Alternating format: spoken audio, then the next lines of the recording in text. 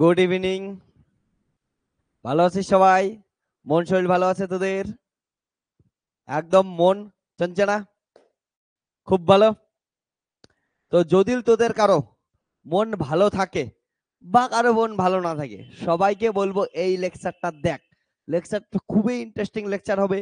যেমনটা আমরা নিউক্লিয়ার ফিজিক্সের লেকচার নাম্বার 1 অর্থাৎ ইন্ট্রোডাকশন পার্ট এ, ওকে, সেইখানে আমরা আলোচনা করছিলাম, ঠিক তেমনি আজকের লেকচারও আমরা নিউক্লিয়ার ফিজিক্সের ইন্ট্রোডাকশন নিয়ে আলোচনা করব, পার্ট নাম্বার 2। তো এই লেকচারটাও খুবই ইন্টারেস্টিং জিনিস আমরা এখানে পড়াশোনা করব। তার জন্য কারো যদি শরীর খারাপ থাকে শরীর ভালো থাকে, বা মন খারাপ থাকে মন ভালো থাকে, সবাইকে বলবো এই লেকচারটা দেখ, লাস্ট অব্দি দেখ, খুব খুব এনজয় করবি। আমরা বুঝতে পাবো নিউক্লিয়ার ফিজিক্স এত ইন্টারেস্টিং কেন। ধীরে ধীরে ধীরে ধীরে আমরা ওই প্রসেসের মধ্যে যাওয়া শুরু করব। হ্যাঁ, প্রথম লেকচার গুলো যেগুলো ইন্ট্রোডাকশন হচ্ছে নিউক্লিয়ার ফিজিক্সের, আমি বলছি কিছু কিছু জিনিস অ্যাড্রাপ লাগবে, মনে হবে কই থেকে আসছে, কেমন করে আসলো, এটার মানে কি, অনেক কিছুই বুঝবি না। আমি এটা আগে থেকেই বলতেছি, কারণটা আমরা আজকে যেগুলো পড়তেছি এগুলো তোদের আমি সামারি দিতেছি পুরো নিউক্লিয়ার ফিজিক্সের।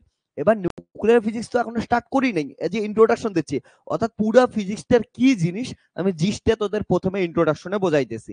এবার কি করব আমরা আছে ধীরে ধীরে এই জিনিসটা কমপ্লিট হলে লেকচার নাম্বার 1 আর 2 যদি কমপ্লিট হয়ে যায়, তার পরবর্তীতে আমরা কি করব হচ্ছে নিউক্লিয়ার ফিজিক্সের মেন পড়াশোনায় যাব, এবং আমরা ইজিলি ইজিলি কি করতে থাকবো, নেক্সট ধাপগুলো পড়াশোনা করব।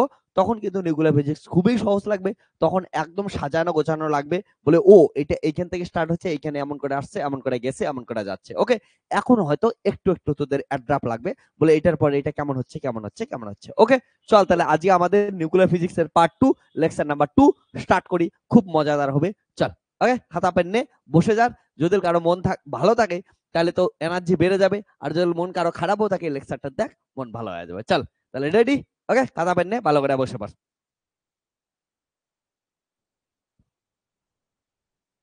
ওকে, অতীশ কি বললি, সাউন্ড ইগো হচ্ছে? সাউন্ড ইগো হচ্ছে? ওকে, দাঁড়া আমি একবার চেক করে নিচ্ছি। হ্যাঁ, তো 1 সেকেন্ড।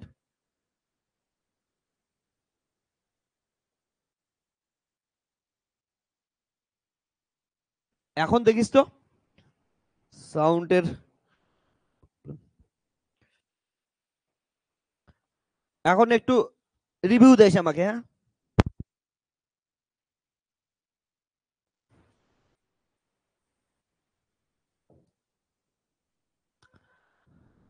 এখনো ইগো হচ্ছে? দেখিস তো, আমি তো সাউন্ড,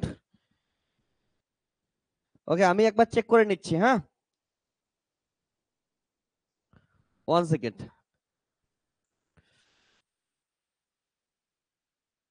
এখনো ইগো হচ্ছে না? দাঁড়া। ওকে, তাহলে আমাদের ইন্ট্রোডাকশন বলাটা কি ভুলে গেল ইকোতেই? একবার দেখতো অতীশ, এখন ইকো ঠিক হয়ে গেছে। যদি কারো ইকো হয়ে থাকে তো সিম্পল জিনিস কি কর, আবার লিভ করে একবার জয়েন কর, তাহলে দেখবি ঠিক হয়ে যাবে। কারণ এইখান থেকে সাউন্ড এখন ক্লিয়ার আছে। ওকে, হ্যাঁ অতীশ লিভ করে জয়েন কর, ইকো ঠিক হয়ে যাবে। ওকে, কারণ এইখান থেকে সাউন্ড একদম প্রপার সাউন্ড যাচ্ছে এখন। তো লেকচার নাম্বার 2 আমাদের নিউক্লিয়ার ফিজিক্সের লেকচার 2।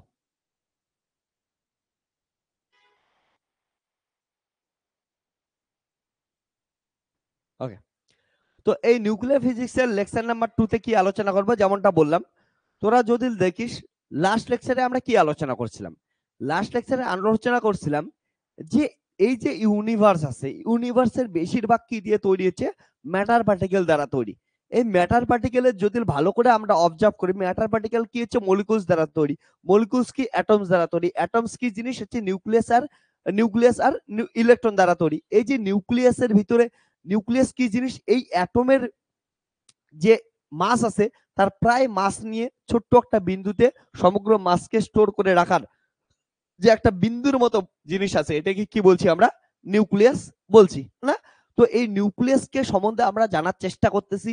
নিউক্লিয়াসের ভিতরে থাকা যে কনস্টিটিউয়েন্টস পার্টিকেলস আছে, যেমন হচ্ছে নিউট্রন আর প্রোটন, তাদের মধ্যে কি ধরনের ফোর্স কাজ করতেছে, অর্থাৎ নিউক্লিয়ন্স যাদের বলি, নিউক্লিয়ন্সরা কি ফোর্স দ্বারা আছে সেই ফোর্সকে আমরা বোঝার চেষ্টা করতেছি, যাকে আমরা নিউক্লিয়ার ফোর্স বলি। এবার এটাকে বোঝার জন্য আমি কি বলছিলাম, বিভিন্ন রিয়াকশন করতে লাগছে, বিভিন্ন এক্সপেরিমেন্ট করতে লাগছে, বিভিন্ন থিওরিক্যাল মডেল তৈরি করতে লাগছে, তার উপর কিছু এভিডেন্স দ্বারা, কিছু আইডিয়া দ্বারা আমরা কি করছি, নিউক্লিয়ার ফোর্সকে আমরা একটা স্ট্রাকচার ওয়াইজ দেওয়ার চেষ্টা করছি। কারণ এখানে কুলম্ব ফোর্স বা গ্র্যাভিটেশনাল ফোর্সের মতো আমাদের ডাইরেক্ট কোনো রিলেশন নাই, বা স্প্রিং ফোর্সের মতো, হুকস লর মতো ডাইরেক্ট কোনো রিলেশন নাই, নিউক্লিয়ার ফোর্সের ডাইরেক্ট ডিপেন্ডেন্সি নাই। এই ক্ষেত্রে কি করতে লাগবে, আমাদের বিভিন্ন এভিডেন্স দিয়ে দিয়া, এভিডেন্স কালেক্ট করে করে কি করতে লাগবে, এটার একটা স্ট্রাকচার তৈরি করতে লাগবে নিউক্লিয়ার ফোর্সের। ওকে, তো এই যে নিউক্লিয়ার ফোর্স একটা যে ব্রাঞ্চ আছে, মাথায় রাখিস ফিজিক্সে আমরা অনেক ধরনের ব্রাঞ্চ নিয়ে পড়াশোনা করি। যেমন তোরা কি বলতেছিস, nuclear physics, classical mechanics, mathematical physics, তারপরে হচ্ছে সাউন্ড ওয়েভ, লাইট, ওকে, ইলেকট্রোস্ট্যাটিক, ম্যাগনেটোস্ট্যাটিক্স, প্রচুর প্রচুর ব্রাঞ্চ। প্রত্যেকটা ব্রাঞ্চের টার্গেট কি? ফিজিক্সের একটাই কোশ্চেন, আমরা নেচারের মধ্যে যে সমস্ত ফেনোমেনা গুলা দেখতে পাই, সেই ফেনোমেনা গুলাকে এক্সপ্লেন করার ওয়ান অফ দ্য ল্যাঙ্গুয়েজ হচ্ছে ফিজিক্স, তাই তো? এবার এই যে one of the language physics আছে, এই যে তা নেচারে বহুত ফেনোমেনা ঘটতেছে, সেই ফেনোমেনা গুলাকে এক্সপ্লেন করার জন্য আমরা কি করি, বিভিন্ন ভাবে এক্সপ্লেন করার চেষ্টা করি ফিজিক্স দ্বারা। এবার এটারই ক্ষেত্রে যখন আমাদের ছোট ছোট পার্টিকেলের, যাতে আমাদের নিউটন পোর্টের মধ্যে অ্যাট্রাকশন, এদের মধ্যে আমরা এগুলো নিয়ে আলোচনা করতেছি, এই যে ব্রাঞ্চটা সেটাই হচ্ছে নিউক্লিয়ার ফিজিক্স। তো এইখানে আমরা নিউক্লিয়াসের সম্বন্ধে জানার চেষ্টা করব, এবং জানার চেষ্টাতে আমাদের যদি দেখিস এর আগের দিন নিউক্লিয়ার ফোর্সের কিছু আমরা এভিডেন্স দ্বারা কি নিছিলাম, হচ্ছে কিছু প্রপার্টিস লিখছিলাম। কেমন প্রপার্টিস? যেমন নিউক্লিয়ার ফোর্স একটা শর্ট রেঞ্জ ফোর্স, আমরা দেখছিলাম, এটার এভিডেন্স দিছিলাম। তারপরে নিউক্লিয়ার ফোর্স একটা কি অনলি অ্যাট্রাকটিভ ফোর্স, ওকে, এমন ধরনের আমরা এভিডেন্স দিতেছিলাম। ওকে, আর নিউক্লিয়ার ফোর্স একটা স্ট্রং ফোর্স, এভিডেন্স দিছিলাম।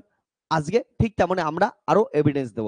তো লাস্টের দিন আমরা কি হচ্ছে টোটাল 5 এভিডেন্স দিছি, আজকে আমরা নেক্সট এভিডেন্স গুলো দেওয়ার চেষ্টা করব, ঠিক আছে? তাহলে লেখ এভিডেন্স নাম্বার কত হচ্ছে, বা আমার প্রপার্টিস নাম্বার কত হচ্ছে 6।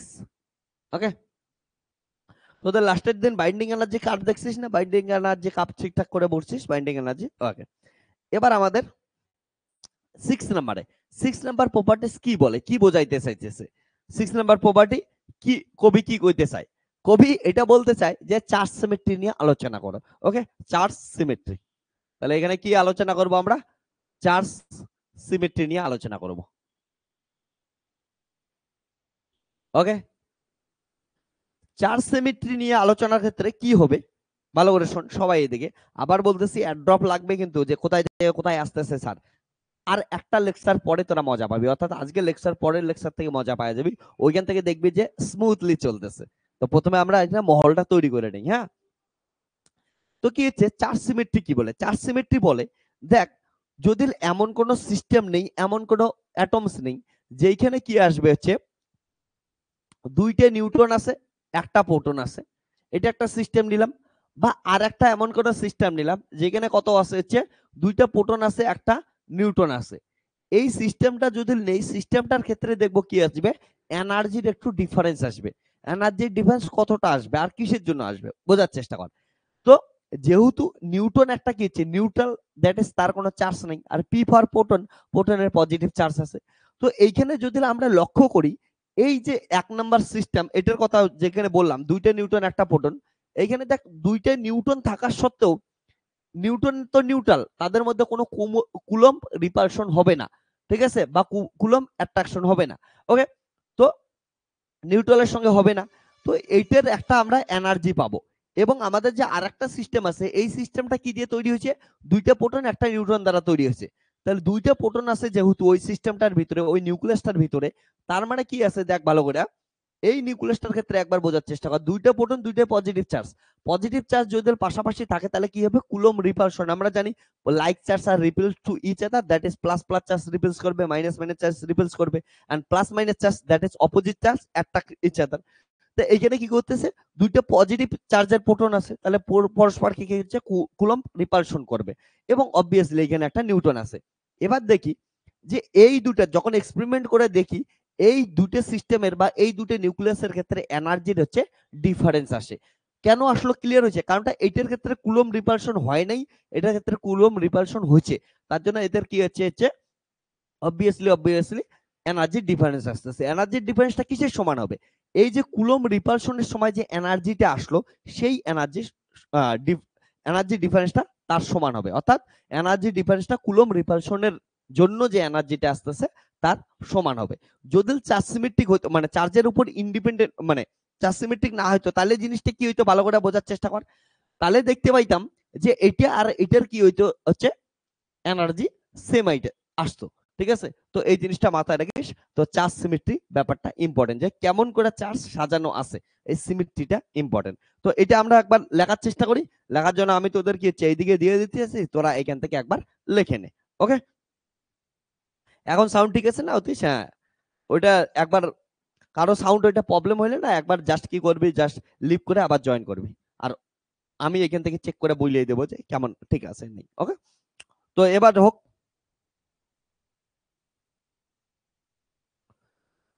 তো এইটা হ্যাঁ লেগে রাখ। তো 6 নাম্বার চার্জ সিমেট্রি যে ব্যাপারটা বললাম, এটার এভিডেন্স সহকারে পুরো জিনিসটা লিখে দিলাম। ওকে, এবং পুরো এক্সাম্পল সহকারে বললাম যে ভ্যালুগুলা কত আছে। তো একবার দেখে নে, কোথাও যদি কারো বুঝতে অসুবিধা হয় আমাকে অবশ্যই বলবি, আমি তোদের বোঝাই দেবো। হ্যাঁ, তো এখানে কি বলছে, nuclear force is charge symmetric. যেটা আমি বললাম obviously charge symmetric. It is same for proton proton and neutron proton pair. Okay,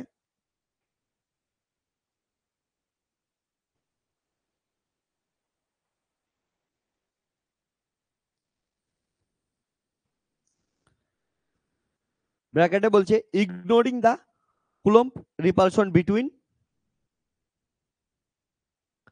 proton proton. আর কুলম্ব রিপালশনকে যদি কনসিডার করিস তাহলে তো আলাদা হবে, স্বাভাবিক জিনিস। হ্যাঁ, full stop. As an example consider the following evidence for the charge symmetry.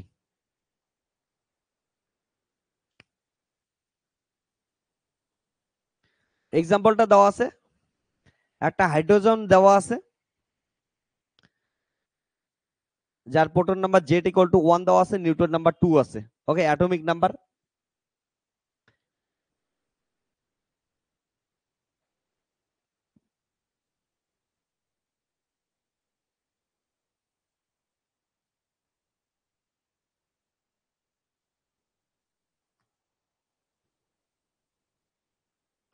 ওকে, আর মাস নাম্বার কত দেওয়া আছে, 3 দেওয়া আছে।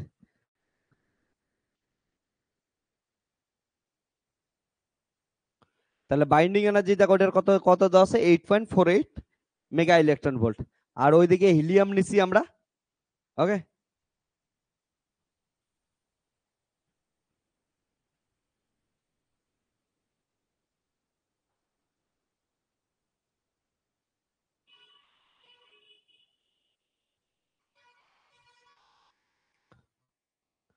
এইটুক লেখা হলে বলিস, আমি তাহলে নেক্সট পেজে নিয়ে যাব। হ্যাঁ, তোদেরকে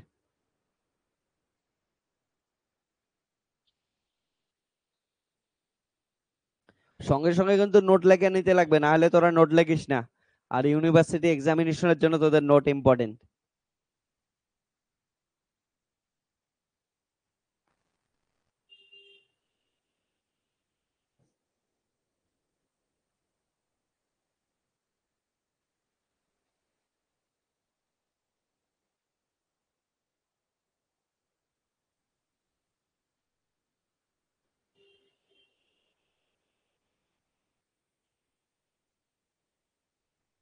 ওকে, হয়ে গেছে, তাহলে পরের পেজে যাব।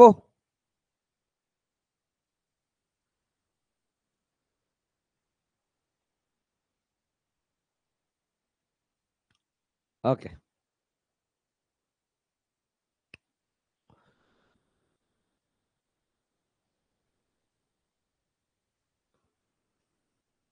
এটা একটু আমি জুম করে দিচ্ছি তোদের জন্য, বুঝতে সুবিধা হবে তাহলে।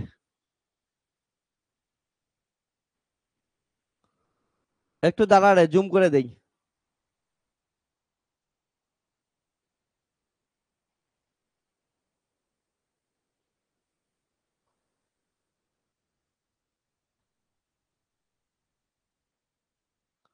লেখে নে এখন। তো এনার্জি ডিফারেন্সটা দেওয়া আছে। ওকে, ওকে,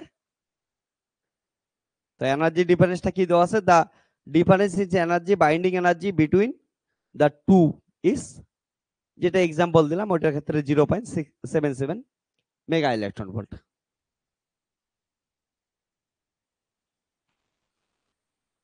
কোথাও বুঝতে অসুবিধা হলে বলিস হ্যান্ড রাইটিং এর ক্ষেত্রে আমার।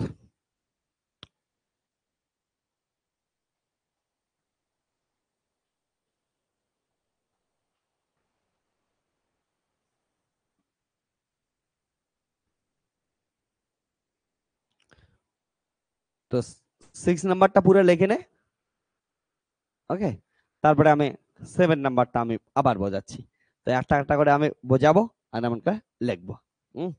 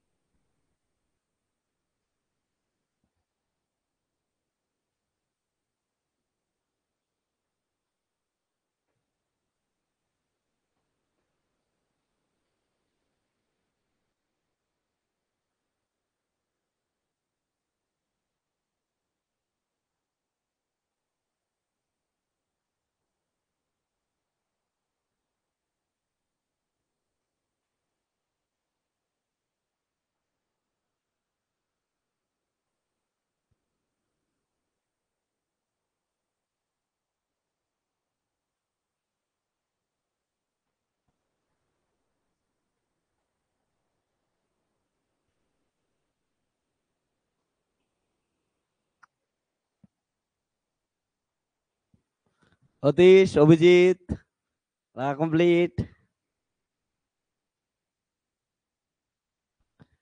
6 নাম্বারটা লেখ, 7-এ আমি বোঝাচ্ছি। হ্যাঁ,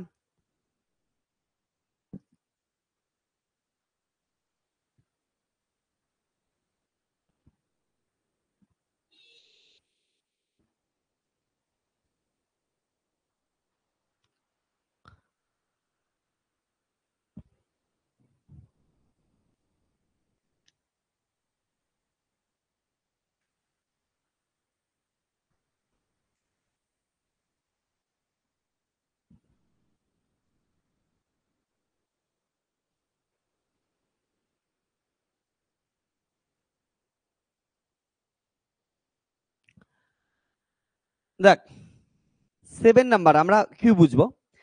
চার্জ সিমেট্রি সম্বন্ধে গেল। এবার আমরা পড়বো স্পিন ডিপেন্ডেন্ট না ইন্ডিপেন্ডেন্ট, আমরা এটা একবার বোঝার চেষ্টা করবো, ঠিক আছে?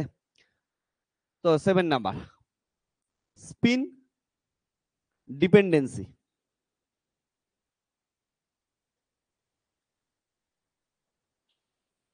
ওকে, একবার বুঝি এটা স্পিন ডিপেন্ডেন্ট হয় কি হয় না। দেখ এদিকে শোন, কিউটস অ্যান্সার। হ্যাঁ, তোরা স্পিন সম্বন্ধে এখনো তেমন কিছু কেউ জানিস না, তাই না? মাথায় রাখিস, আমি তোদের এখন যে প্রপার্টিসটা লেখাবো, এই প্রপার্টিসটা এত ইম্পর্টেন্ট, আমরা তখন কমপ্লিটলি বুঝতে পাবো যখন কোয়ান্টাম মেকানিক্স সম্পূর্ণ ভালোভাবে পড়বো আমরা, ঠিক আছে? আমাদের সিলেবাসে যা কিছু আছে কোয়ান্টাম মেকানিক্সটা ক্লিয়ার হয়ে যাবে, তার পরবর্তীতে আমাদের স্ট্যাটিস্টিক্যাল মেকানিক্স ক্লিয়ার হবে এবং নিউক্লিয়ার ফিজিক্স ক্লিয়ার হবে। তারপরে গিয়ে কিন্তু আমরা এই পয়েন্টটা ভালো করে বুঝতে পারবো। আমি তোদের একদম সিম্পলিস্টিক উপায়ে বোঝানোর চেষ্টা করতেছি যে স্পিনের উপর ডিপেন্ড করবে কেমন করে, ডিপেন্ডেন্ট না ইন্ডিপেন্ডেন্ট, স্পিন ডিপেন্ডেন্সি কেমন হবে, নিউক্লিয়ার ফোর্স স্পিন ডিপেন্ডেন্সি কেমন হবে। তুই দেখ আমাদের নিউক্লিয়াস কি দিয়ে তৈরি হচ্ছে, নিউট্রন আর প্রোটন দ্বারা তৈরি হইতেছে। তাতে এদের কম্বিনেশনে কি কি হওয়া পসিবল, এদের কম্বিনেশনে আমাদের কি কি হওয়া পসিবল? একটা নিউক্লিয়াসের ভিতরে এমন থাকতে পারে একটা নিউট্রন একটা প্রোটন থাকতে পারে, বা দুইটাই নিউট্রন থাকতে পারে, বা দুইটাই হচ্ছে প্রোটন থাকতে পারে। এটাকে কি বলি আমরা, ঠিক আছে? এটাকে যদি দেখিস এটাকে বলি ডিউটন, একটা প্রোটন একটা নিউট্রন, তাকেই তো বলি ডিউটন। ছোটবেলার থেকেই পড়ে আসতেছিস তোরা, এটাকে বলা হয় হচ্ছে ডিউটন। ওকে, ডিউটন। এটার ক্ষেত্রে যদি দেখিস দুইটাই নিউটন, তাহলে হচ্ছে ডাইপ্রোটন, এটাকে কি বলি আমরা? ডাইপ্রোটন। আর এটাকে কি বলি? দুইটাই, সরি, এটা ডাই নিউটন হবে না, দুইটাই নিউটন, তাহলে এটা ডাই নিউটন। আর এটাকে কি বলবো আমরা? ডাই ডাইপ্রোটন। এবার ইন্টারেস্টিংলি আমরা দেখি যে এই যে ডাই নিউট্রন এটাও নেচারে এক্সিস্ট করে না, ডাইপ্রোটন এটাও নেচারে এক্সিস্ট করে না, নেচারে অনলি নিউট্রনটাই এক্সিস্ট করে, অর্থাৎ একটা কি হচ্ছে নিউট্রন আর একটা প্রোটন। এবার আমরা পার্টিকেল ফিজিক্সে একটা সুন্দর একটা জিনিস দেখি, এই যে নিউট্রন আর প্রোটন এই বোথ আর ফার্মিয়ন। হ্যাঁ, স্ট্যাটিস্টিক্যাল মেকানিক্সেও পড়াশোনা করবো এগুলোর ক্ষেত্রে। ওকে, কারণটা এদের স্পিন কত হচ্ছে হাফ হয়, তার জন্য এরা কি হচ্ছে বোথ আর ফার্মিয়ন। ওকে, পরবর্তীতে পড়বো আমরা, যারা যারা পড়িস নাই বুঝবি। তাহলে নিউট্রন আর proton both are spin half, that is both are হচ্ছে fermion. Okay, both are fermions. Okay, both are fermions, spin কত হচ্ছে, স্পিন ইকুয়াল টু হাফ। তাহলে বোথ আর ফার্মিয়ন। এবার ফার্মিয়নের ক্ষেত্রে সবসময় ওয়েভ ফাংশন গুলো এন্টিসিমেট্রিক হয়, অর্থাৎ ওর থেকে যে ওয়েভ ফাংশনটা আসবে, আমরা কোয়ান্টাম মেকানিক্সে যেমন পড়ি সবকিছু তো ওয়েভ ফাংশনই ইম্পর্টেন্ট, কোয়ান্টাম মেকানিক্সে ওয়েভ ফাংশনের মধ্যেই সব ইনফরমেশন লুকিয়ে থাকে, যা কিছু আছে ওয়েভ ফাংশনেই। তো এই যে ওয়েভ ফাংশন গুলো হয় সেটা হচ্ছে এন্টিসিমেট্রিক ওয়েভ ফাংশন হয়। তাহলে ফার্মিয়নের ক্ষেত্রে ওয়েভ ফাংশন কি হয়, এন্টিসিমেট্রিক, এন্টিসিমেট্রিক ওয়েভ ফাংশন হয়, ওয়েভ ফাংশন। এবার দেখ, তাহলে Newton proton both are fermion দুটোই কি করবে, তাহলে এন্টিসিমেট্রিক ওয়েভ ফাংশন দিবে। আর আমরা জানি যারা যারা ফার্মিয়ন হয় এন্টিসিমেট্রিক হয় সবার কি করতে লাগবে, ইন জেনারেল এই যে সাবঅ্যাটমিক পার্টিকেল গুলো সবাইকে হচ্ছে পাউলিস এক্সক্লুশন প্রিন্সিপাল মেনে চলতে লাগবে। এবার পাউলির এক্সক্লুশন প্রিন্সিপাল মেনে চললে তোকে পাউলি এক্সক্লুশন প্রিন্সিপাল কি বলে, যে এই দুইজন কি আছে হচ্ছে এন্টিসিমেট্রিক, এবং এদের কম্বিনেশনে যেটা তৈরি হবে ওটা পাউলি এক্সক্লুশন প্রিন্সিপাল অনুযায়ী ওইটাই কি হবে, এন্টিসিমেট্রিক হবে। এবার দেখা যায় যে প্রোটন নিউটন কি হচ্ছে, এন্টিসিমেট্রিক হচ্ছে। এবার কি হচ্ছে, এই দুটা কি হচ্ছে ওইটা পাউলির এক্সপ্লিসিশন প্রিন্সিপালকে স্যাটিসফাই করতে পাইতেছে না। এবার যেহেতু পাউলির এক্সপ্লিসিশন প্রিন্সিপালকে স্যাটিসফাই করতে পাইতেছে না, তার জন্য ডাই নিউটন আর ডাই প্রোটন কি হচ্ছে পারছে না, নেচারে এক্সিস্টই করে না। তাহলে নেচারে এক্সিস্ট করলো কি, শুধুমাত্র নিউটন, ওইটাই পাউলি এক্সপ্লিসিশন প্রিন্সিপাল মেনে চলছে। এবার এই ঘটনাটা কিসের জন্য হলো, স্পিনের জন্য হলো।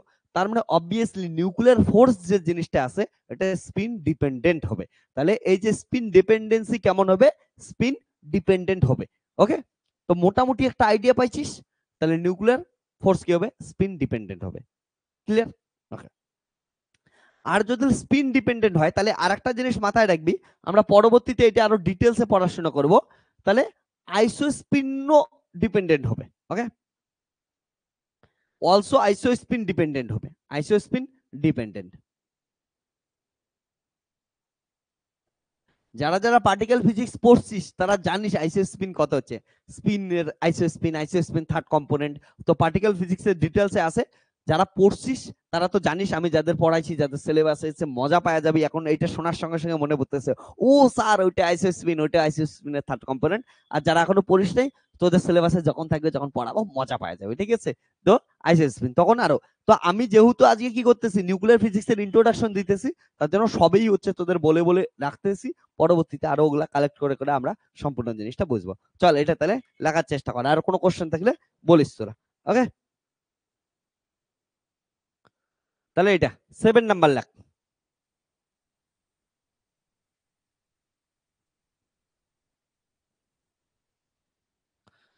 এই যে 7 নাম্বার লেখ,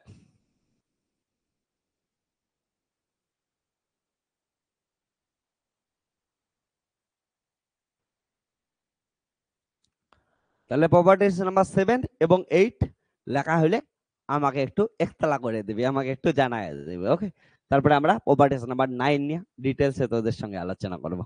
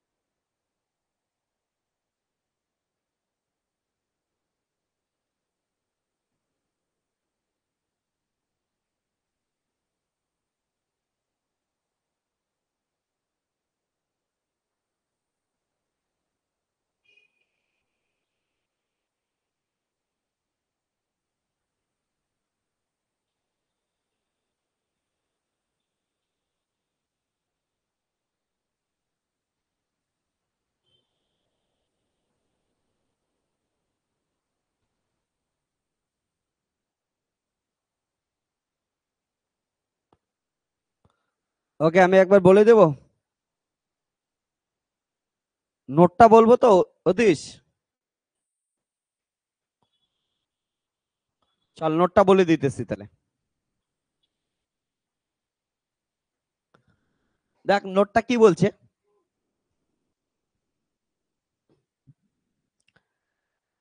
বলছে যে 7 নাম্বার আমি বলতেছি, nuclear force is spin dependent. As an example,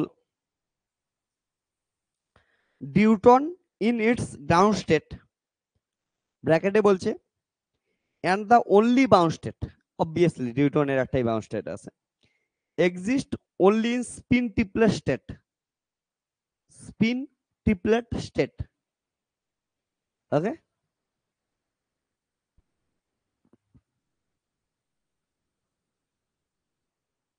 full stop. The spin singlet state is unbounded. Okay, তো আমি যে কথাটা বললাম ওইটাকে শর্টকাট এমন করে লিখলাম। ট্রিপলেট স্টেট কি জিনিস, সিঙ্গলেট স্টেট কি জিনিস, বাউন্ডেড আনবাউন্ডেড, এগুলা ধীরে ধীরে আমরা পড়বো। ওকে, তখন আরো ডিটেলসে আমরা বুঝতে পারবো পুরো ঘটনাটা। তারপরে আর স্পিন ডিপেন্ডেন্ট হলে অবভিয়াসলি কি হবে, আইসো স্পিন ডিপেন্ডেন্ট হবে। তাহলে প্রপার্টিস নাম্বার 8 লিখে নে।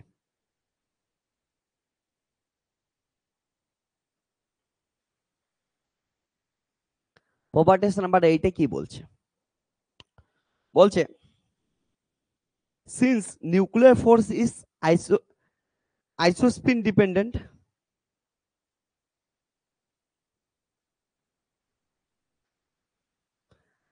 আইসোস্পিন ডিপেন্ডেন্ট,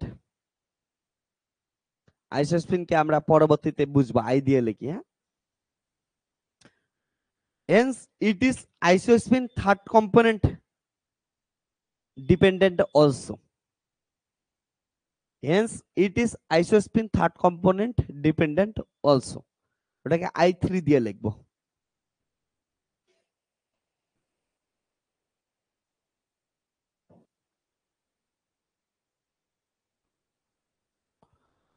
পরবর্তীতে আমরা বুঝবো জিনিসটা, মাথায় রাখিস কোনো একটা কিছুর স্পিন যদি আই হয়, সরি আইসোস্পিন যদি আই হয়, আইসোস্পিন থার্ড কম্পোনেন্ট কত হবে, I3 equal to minus I2 plus I। ওকে, এটা হচ্ছে আইসোস্পিন থার্ড কম্পোনেন্ট। তাহলে যেটা আইসোস্পিন ডিপেন্ডেন্ট হবে সেটা আইসোস্পিন থার্ড কম্পোনেন্ট ডিপেন্ডেন্ট হবে, আর যেটা স্পিন ডিপেন্ডেন্ট আছে ওটা হচ্ছে আইসোস্পিন ডিপেন্ডেন্ট হবে। ওকে, এইটুক।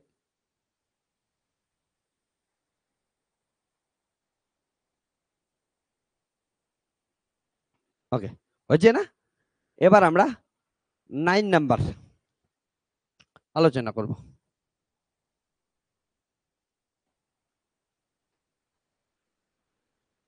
ওকে,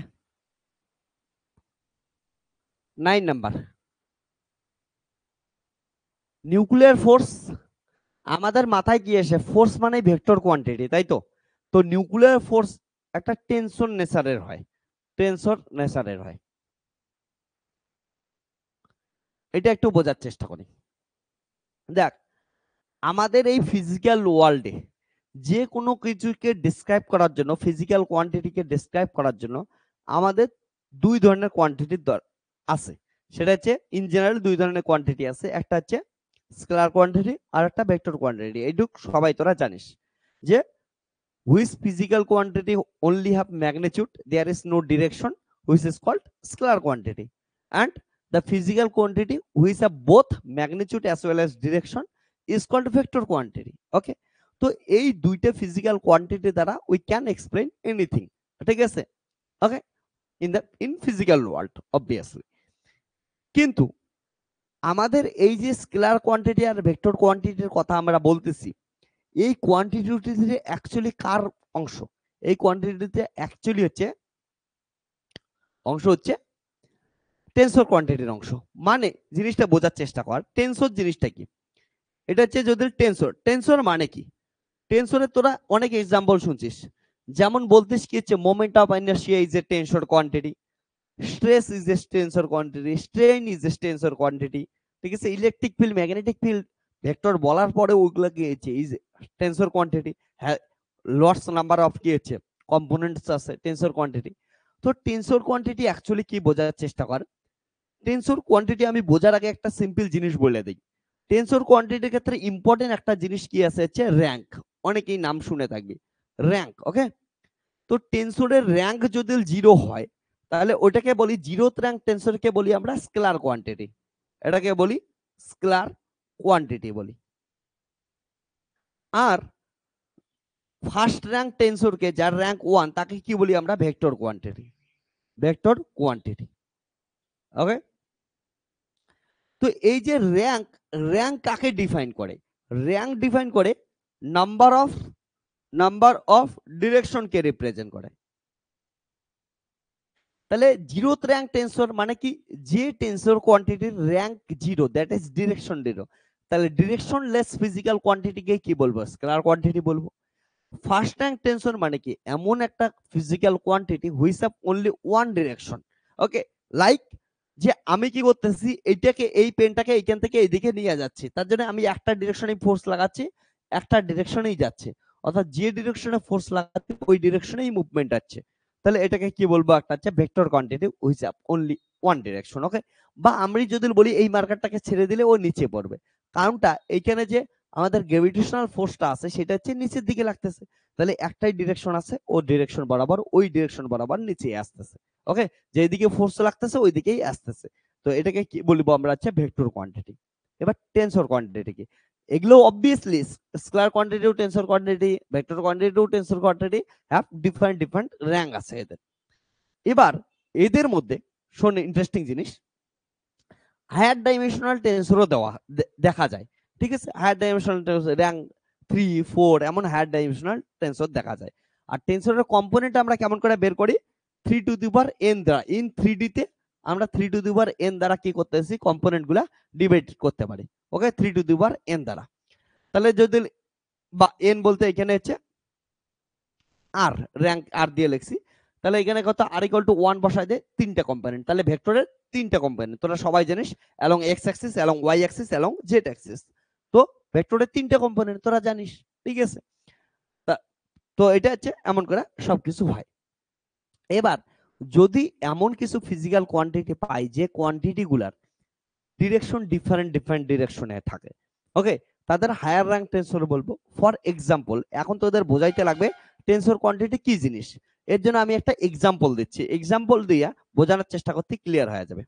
ধরে নে তোর কাছে এইটা জিনিস আছে, হ্যাঁ একটা বোতল আছে, এবার বোতলটা এক্সপেরিমেন্ট করার জন্য আমি কি করতেছি, বোতলের জলগুলো একটু শেষ করে নেই, হ্যাঁ জলটা শেষ করলে এক্সপেরিমেন্টটা ঠিকঠাক মানে এমনিও ঠিকঠাক হবে। দেখ শেষ কর।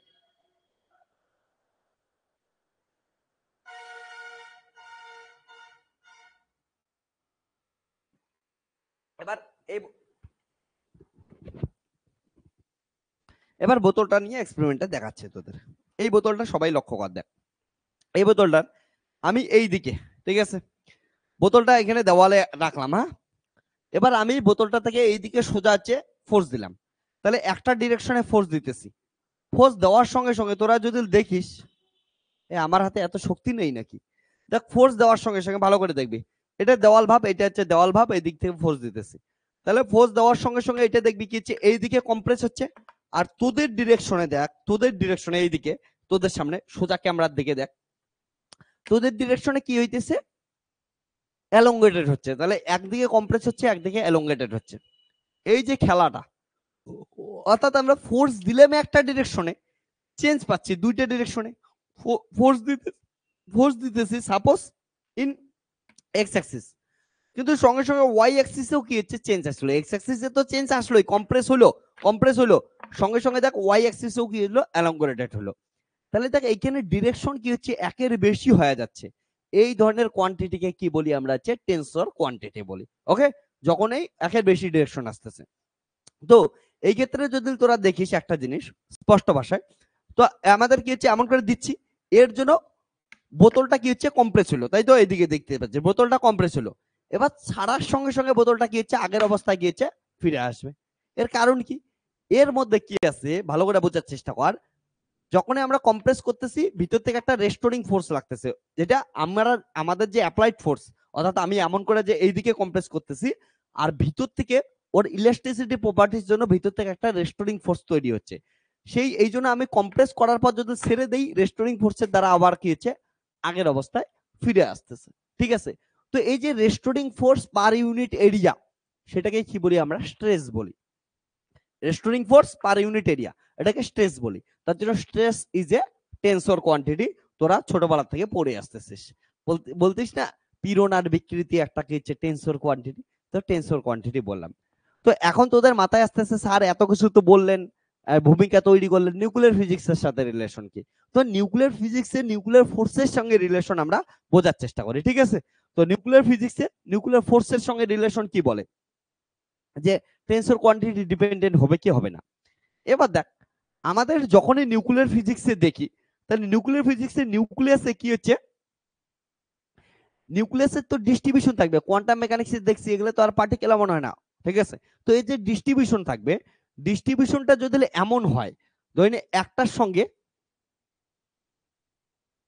ধরে এমন কি আছে, অ্যালাইনমেন্টটা এমন আছে, এই অ্যালাইনমেন্টটার জন্য যে নিউক্লিয়ার ফোর্স আসবে, এটাকে যদি অ্যালাইনমেন্ট এমন করে দেই, সাপোজ অ্যালাইনমেন্ট এমন করে দিলাম, সেম সবকিছু রেখে অ্যালাইনমেন্ট কি করে দিতেছি, আমি চেঞ্জ করে দিতেছি। তাহলে অ্যালাইনমেন্ট চেঞ্জ করার সঙ্গে সঙ্গে দেখবো এটার জন্য ফোর্স আলাদা হবে, এটার জন্য ফোর্স আলাদা হবে। ওকে, অ্যালাইনমেন্ট যদি একের পর এক এমন সোজা অ্যালাইনমেন্ট দিই, তার জন্য একটা অ্যান্সার পাবো, তার জন্য এক ধরনের ফোর্স পাবো। এইটা যদি অ্যালাইনমেন্ট চেঞ্জ করে দেই, তার জন্য আর একটা ফোর্স পাবো। তাহলে যেহেতু কি করতেছে, ডিরেকশনের উপর ডিপেন্ডেন্ট হইতেছে, তার জন্য নিউক্লিয়ার ফোর্স ইজ এ একটা হচ্ছে টেনসর কোয়ান্টিটি। কারণ ডিরেকশন এইদিকে প্যারালাল ডিরেকশনের ক্ষেত্রে একটা পাচ্ছি, আবার কি হচ্ছে এটা ডিরেকশন চেঞ্জ করে দিতেছি, তার জন্য কি হচ্ছে নিউক্লিয়ার ফোর্স চেঞ্জ হয়ে যাচ্ছে। ওকে, তো এটাকে কি বলি হচ্ছে টেনসর কোয়ান্টিটি বলবো। ক্লিয়ার হচ্ছে জিনিসটা, বুঝছিস? তার জন্য nuclear force is a tensor. Clear? এতটুকু বুঝছিস? ডিটেলসে বোঝাইতেছি না, আরো ভিতরে যাই। মাস্টার্সে যখন যাবি আরো ডিটেলসে পড়াবো তোদের। ওকে, মাস্টার্সে। তো এখন এইটুক পর এটার ইকুয়েশন টিকুয়েশন আছে, আমি সিম্পল সিম্পল ইকুয়েশন তোদের নোটসে দিয়ে দিতেছি। এখন এগুলো এক্সামে না আসলেও একটু লিখে রাখ, পরবর্তীতে কোনোদিন যখন তোদের স্টুডেন্টকে তুই পড়াবি বা তুই তোদের হচ্ছে এন্ট্রান্স এক্সামিনেশন দিতে যাবি, মাস্টার্স করতে যাবি, কোনোদিন এগুলো তখন কাজে লাগবে। তার জন্য একটু নোটস দিতেছি, নোটসটা লিখে রাখ। ডিটেলসে ভিতরে যাচ্ছি না, শুধু তোদের একটু একটু ডিটেলসে পড়াচ্ছি। ওকে, মাস্টার্সের স্টুডেন্টকে যখন পড়াই তখন ওগুলা ভিতরে ডিটেলসে গিয়ে পড়াই। ওকে, তোরাও তো একদিন তোদের ছোট ভাই বোনদের তোরাও টিচার হবি, তোরাও পড়াবি, তো তোদেরকে একটু করে আমি ইন্ট্রোডাকশন দিয়ে রাখতেছি, যাতে তোরা পরবর্তীতে শিখবি, শিখে তোরাও একদিন স্টুডেন্টকে পড়াবি। ওকে, তো এইটুকু আমি লেগে দিতেছি। এবার শোন, এটার সঙ্গে আর একটা ইম্পর্টেন্ট কথা, টেনসর কোয়ান্টিটি তো হইলই। এবার দেখ, এই যে টেনসর কোয়ান্টিটি হওয়ার জন্য কি হলো, নর্মালি এটা হচ্ছে যদি টেনসর কোয়ান্টিটি মানে ডিরেকশনের উপর ডিপেন্ডেন্ট না হইতো, তার মানে ফোর্সটা শুধু রেডিয়াল ফোর্স হইতো। ফর এক্সাম্পল রেডিয়াল ফোর্স মানে কি, যেমন গ্র্যাভিটেশনাল ফোর্স। গ্র্যাভিটেশনাল ফোর্স কি বলে, যে এইখানে একটা মাস আছে m1, এইখানে মাস আছে হচ্ছে m2, তাহলে এদের মধ্যে কি হচ্ছে 8 যদি ডিসটেন্স হয়, তাহলে কুলো গ্র্যাভিটেশনাল ফোর্স কত হবে, জি m1 m2 বাই হচ্ছে r স্কয়ার। ফোর্স একটা ভেক্টর কোয়ান্টিটি, ভেক্টর চিহ্ন কি হবে, এই ফোর্সটা লাগবে অ্যালং কি হচ্ছে আর ভেক্টর বরাবর। তাহলে শুধুমাত্র রেডিয়াসের উপর ডিপেন্ড করে। বা যদি কুলম্ব ফোর্স বলিস, এখানে একটা চার্জ q1 আছে, এখানে একটা চার্জ q2 আছে, তাহলে কুলম্ব ফোর্স কি করতেছে, শুধুমাত্র কি হচ্ছে এই বরাবরই কাজ করবে, অর্থাৎ রেডিয়াস ভেক্টর আর বরাবরই কুলম্ব ফোর্সও কাজ করে। ঠিক আছে, ওকে। তাহলে যদি শুধুমাত্র রেডিয়াস ভেক্টর বরাবর কাজ করে, তাহলে ওদেরকে কি বলি আমরা, সেন্ট্রাল ফোর্স বলি। আর যদি সেই ফোর্সটা থিটা বা ফাই ডিপেন্ডেন্ট হয়, অর্থাৎ অ্যাঙ্গেলের উপর যদি ডিপেন্ডেন্ট হয়, তাহলে অবভিয়াসলি তারা কি হবে, নন সেন্ট্রাল ফোর্স। এইখানে দেখ নিউক্লিয়ার ফোর্সের ক্ষেত্রে কি হচ্ছে, নিউক্লিয়ার ফোর্সের ক্ষেত্রে তোরা যদি দেখিস, এটা হচ্ছে রেডিয়াল তো আছে, কিন্তু এটার সঙ্গে অ্যাঙ্গেল যদি চেঞ্জ হয়ে যায়, তাহলে কি হচ্ছে ফোর্সের ভ্যালু চেঞ্জ হচ্ছে, তার জন্য টেনসর কোয়ান্টিটি হলো। তাহলে ফোর্স কি করতেছে, অ্যাঙ্গেল ডিপেন্ডেন্ট হচ্ছে, তাহলে যেহেতু ফোর্সটা অ্যাঙ্গেল ডিপেন্ডেন্ট হচ্ছে, তার মানে ওইটা কি হচ্ছে নন সেন্ট্রাল ফোর্স। তাহলে এটা কি হচ্ছে একটা নন সেন্ট্রাল ফোর্স। তারপর আরেকটা শোন, যে এই নিউক্লিয়ার ফোর্সটা কি হচ্ছে ভেলোসিটি ডিপেন্ডেন্ট হয়। ওকে, ভেলোসিটি ডিপেন্ডেন্ট হয়। অ্যাকচুয়ালি কি হয় জিনিসটা বোঝ, যে আমরা তো দেখলাম ডিরেকশন চেঞ্জ হয়ে যাচ্ছে, তাহলে ডিরেকশন চেঞ্জ হওয়ার সঙ্গে সঙ্গে ভেলোসিটিও কি হচ্ছে, ডিপেন্ডেন্ট হয়ে যাচ্ছে, কারণ এটা একটা নন সেন্ট্রাল ফোর্স। আর সেন্ট্রাল ফোর্স হলে কি হইতো, এদিকে শোন, এগুলা এগুলা কিসের এক্সাম্পল, এগুলা যদি দেখি সেন্ট্রাল ফোর্সের এক্সাম্পল, এগুলা হচ্ছে সেন্ট্রাল ফোর্স, সেন্ট্রাল ফোর্স। তাহলে সেন্ট্রাল ফোর্স একটা কি হচ্ছে, কনজারভেটিভ নেচারের হয়, অর্থাৎ সেন্ট্রাল ফোর্সের এগুলো যদি কার্ল করতিস, কার্ল অফ এফ করতিস, curl of F equal to কত আসতো, 0 আসতো। তার মানে এটা সেন্ট্রাল ফোর্স কাকে রিপ্রেজেন্ট করে, কনজারভেটিভ ফোর্সকে রিপ্রেজেন্ট করে, কনজারভেটিভ কনজারভেটিভ ফোর্সকে রিপ্রেজেন্ট করে। ওকে, আর কনজারভেটিভ ফোর্স কি হয়, পাথ ইন্ডিপেন্ডেন্ট হয়, পাথ ইন্ডিপেন্ডেন্ট হয়। Okay, conservative force path independent হয়, কিন্তু এই ক্ষেত্রে দেখলাম এটা একটা non central force, that is non conservative force. Non conservative force মানে হচ্ছে পাথ ডিপেন্ডেন্ট হবে, তার জন্য যদি এই সোজা পথ বরাবর যায় তার জন্য আলাদা হবে, ডিরেকশন চেঞ্জ করলে কি আসবে, আলাদা আসবে। তো ডিরেকশন চেঞ্জের সঙ্গে সঙ্গে কি হচ্ছে, ভেলোসিটি চেঞ্জ হয়ে যায়, তাহলে ভেলোসিটি চেঞ্জ হলে তার জন্য ওটাকে কি বললাম, ভেলোসিটি ডিপেন্ডেন্ট। মাথায় রাখিস, ডিরেকশন চেঞ্জ হলে ভেলোসিটি চেঞ্জ হবেই, ঠিক আছে, স্পিড সেম থাকতে পারে কিন্তু ভেলোসিটি চেঞ্জ হবেই। তোরা এটা যদি না বুঝিস আমি একটা এক্সাম্পল দিয়েই বুঝবি, যে স্পিড ভেলোসিটি ডিরেকশন চেঞ্জ হলে ভেলোসিটি কেন চেঞ্জ হবে। ওকে, ফর এক্সাম্পল একটা সুন্দর জিনিস দিই, যে একটা পার্টিকেল সার্কুলার পাথে রোটেট করতেছে, এই জিনিসটা বোঝায় দেয়, একটা পার্টিকেল সার্কুলার পাথে রোটেট করতেছে, তাহলে ধরি না এইখানে যখন ছিল এটা হচ্ছে 5 মিটার/সেকেন্ড বেগে যাচ্ছে, এইখানে হচ্ছে 5 মিটার/সেকেন্ড বেগেই যাচ্ছে, এইখানে যখন আসে এইখানেও কত হচ্ছে, 5 মিটার/সেকেন্ড বেগেই যাচ্ছে, এইখানেও কত আছে হচ্ছে 5 মিটার/সেকেন্ড বেগেই যাচ্ছে। তো তোরা যদি ইন্টারেস্টিং জিনিস দেখিস, এই যে জিনিসটা এটা কি হচ্ছে, সব জায়গাতে ভ্যালু কত আছে, 5 মিটার/সেকেন্ড, 5 মিটার/সেকেন্ড, 5 মিটার/সেকেন্ড। তো স্পিড তো সেমই আছে, কিন্তু ভেলোসিটি কি সেম আছে, অ্যান্সার হচ্ছে না, কারণ ভেলোসিটি কি দিয়ে তৈরি হয়, তুই যদি দেখিস ভেলোসিটি হচ্ছে ভেলোসিটি ভেক্টর, এর ম্যাগনিটিউড প্লাস হচ্ছে ডিরেকশন দিয়ে তৈরি হয়। ওকে, এটা এই যে ম্যাগনিটিউডটার এই নাম কি হচ্ছে, স্পিড। তাহলে ভেলোসিটি ভেক্টরটা, ভেলোসিটি কি দিয়ে তৈরি হয়, ভেলোসিটি ভেলোসিটি তৈরি হয়েছে স্পিড প্লাস ডিরেকশন দিয়ে তৈরি হয়। স্পিড মানে ম্যাগনিটিউড, তাহলে এইখানে ম্যাগনিটিউড গুলো সেম থাকলেও এটার প্রত্যেকটা ডিরেকশন আলাদা হচ্ছে, এই পয়েন্টের ডিরেকশন এই দিকে, এই পয়েন্টের ডিরেকশন এই দিকে, এই পয়েন্টের ডিরেকশন এই দিকে, এই পয়েন্টের ডিরেকশন এই দিকে, এই পয়েন্টের এই দিকে, এই পয়েন্টের এই দিকে, তা প্রত্যেকটা পয়েন্টের ডিরেকশন চেঞ্জ হচ্ছে, যেহেতু ডিরেকশন চেঞ্জ হচ্ছে তাহলে মানে কি হচ্ছে, ভেলোসিটি চেঞ্জ হচ্ছে। এই জিনিসটাই এখানে তোদের বোঝাইলাম, যে ডিরেকশন চেঞ্জের সঙ্গে সঙ্গে ভেলোসিটি চেঞ্জ হবে। ওকে, আর এটা নন সেন্ট্রাল ফোর্স, তাহলে পাথ ডিপেন্ডেন্ট হবে। ক্লিয়ার, এগুলা কথা বুঝছিস, যদি বুঝে থাকিস একবার হ্যাঁ না কিছু বল। একদম বেসিক জিনিস দিয়ে পড়াইছি রে তোদেরকে। ওকে, এর থেকে বেসিক কিচ্ছু হয় না, সব থেকে বেসিক জিনিস আমি তোদের শেখাইছি। হ্যাঁ, এগুলার যে রিসার্চ হয়েছিল, তারপরে এদের উপর বেস করে অনেক হচ্ছে তোদের রাশিমালা দিছে, এক্সপ্রেশন দিছে, সেই এক্সপ্রেশন গুলো এখন নোটে লিখবো। নোটটা লিখতে গিয়ে একটু কঠিন কঠিন লাগতে পারে, কারণটা আমি মাস্টার্স এর তোদের ইকুইভ্যালেন্ট লিখে রাখছি। ওকে, তোদের পরবর্তীদের কথা ভাইবে রাখছি, এগুলা তো পরীক্ষায় আসবে না, ঠিক আছে, এটা জাস্ট আমাদের কিউরিওসিটি, আমাদের তৈরি করার জন্য, যে নিউক্লিয়ার ফিজিক্স এর মধ্যে কি আছে। আর আমি একটা কথা বলছিলাম না, নিউক্লিয়ার ফিজিক্স পড়ার সময় তোদের যত কিছু শিখে আসছিস, যত ধরনের ল্যাঙ্গুয়েজ শিখে আসছিস, এইখানে আমরা হিন্দি, ইংলিশ, বেঙ্গলি, আসামিয়া, উড়িয়া এগুলা ল্যাঙ্গুয়েজের কথা বলতেছি না, ফিজিক্স শেখার যে ল্যাঙ্গুয়েজ, যেমন quantum mechanical language, mathematical physical language, ঠিক আছে, এই যে ল্যাঙ্গুয়েজ, স্ট্যাটিস্টিক্যাল মেকানিক্যাল ল্যাঙ্গুয়েজ, এই যে ল্যাঙ্গুয়েজ গুলো শিখে আসছে সবগুলা ল্যাঙ্গুয়েজ কাজে লাগবে। ঠিক আছে, দেখলি ম্যাথামেটিক্স এর কনসেপ্ট কাজে লাগতেছে, ক্লাসিক্যাল মেকানিক্স এর কনসেপ্ট কাজে লাগতেছে, ওকে, ছোট ছোট জিনিসগুলো কনসেপ্ট কাজে লাগতেছে। তো এগুলা হচ্ছে আমি সবকিছু একসঙ্গে দেওয়ার চেষ্টা করতেছি তোকে। ওকে, তো বোঝাইতে চাইতেছি বলে নিউক্লিয়ার ফিজিক্স পড়ার জন্য কি স্ট্যান্ডার্ড লেভেলে পড়াশোনা করতে লাগে, কি মজাদার জিনিস আছে ভিতরে, যখন আমরা পড়বো আজকের লেকচারে পরবর্তীতে নিউক্লিয়ার ফিজিক্স শুরু করব, কতটা ইন্টারেস্টিং হবে বোঝার চেষ্টা করিস। আজকে কালকে ইন্ট্রোডাকশন চলতেছে ওভারঅল, হ্যাঁ না? ওকে, তাহলে চল নোটসটা দেই তোদেরকে। হ্যাঁ, এবার লেখ এটা।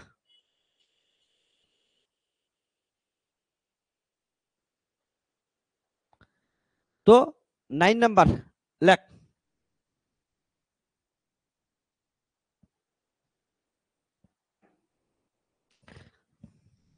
9 নাম্বার কি বলছে,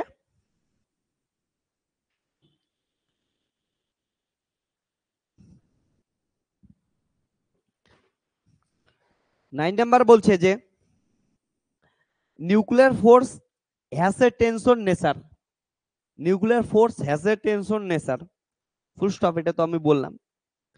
the arrangement of nucleon spin, nucleon মানে সেটা প্রোটন হতে পারে বা নিউট্রন হতে পারে, যে কেউ হতে পারে। ওকে,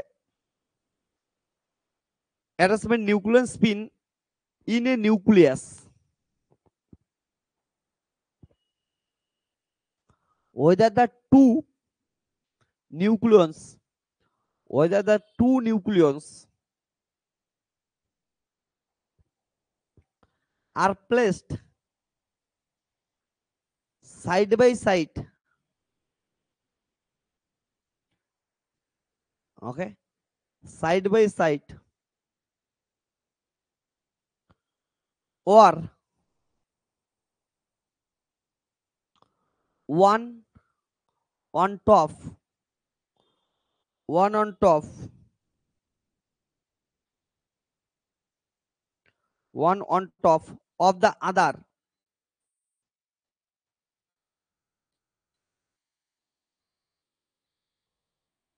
although total spin is 1, although total spin is 1, in both cases, in both cases,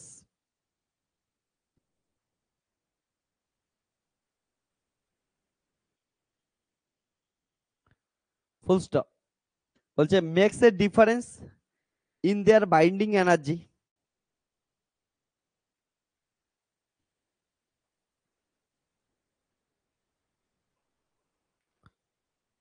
in their binding energy,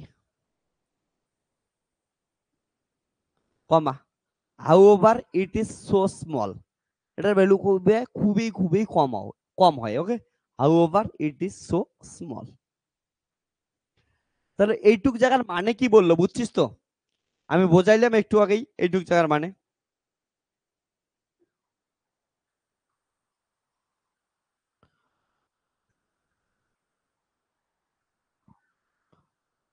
তবু যদি কারো কনফিউশন হয়, ছোট্ট একটু কনফিউশন দূর করে দেই তোদেরকে। ওকে, যদি কনফিউশন হয়, মানে আমি লেখাটার সঙ্গে যেটা আমি বললাম সেটা কি হচ্ছে, দৈনিক নিউক্লিয়াসের অ্যারেঞ্জমেন্টটা এমন করলি যে একটা নিউটন এমন করে আছে আর একটা প্রোটন এমন করে আছে, একটা আর একটার উপর হচ্ছে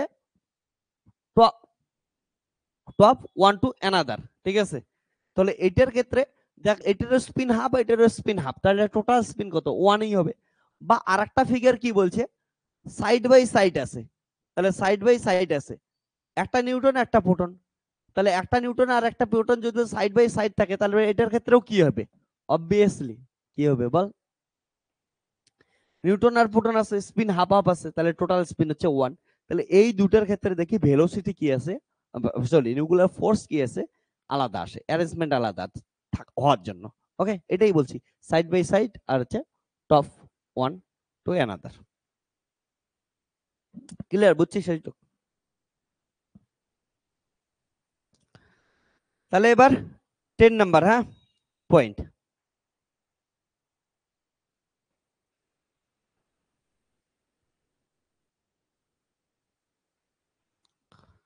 টেনসর ডিপেন্ডেন্সিটা কেমন করে কাজ করে, হ্যাঁ না, এইটার হচ্ছে এক্সপ্রেশন গুলা দিছি।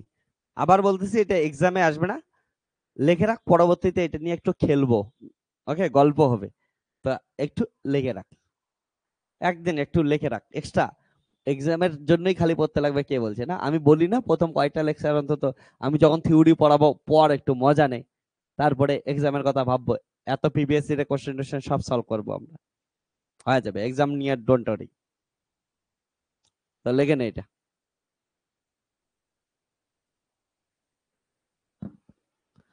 তাহলে বলছে tensor dependency is generally expressed by the term,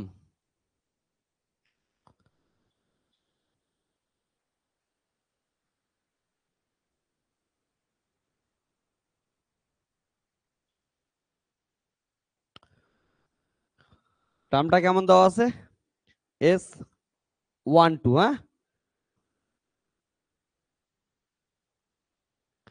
S12 equal to thus 1 by r square 3 sigma 1 dot r vector sigma 2 dot r vector minus sigma 1 dot sigma 2 r square.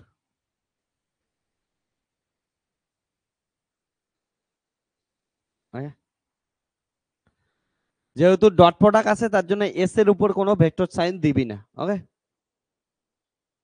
বলছে if sigma 1 and sigma 2 are parallel to r vector, if sigma 1 and sigma 2 are parallel to r vector and if the two are perpendicular to r vector,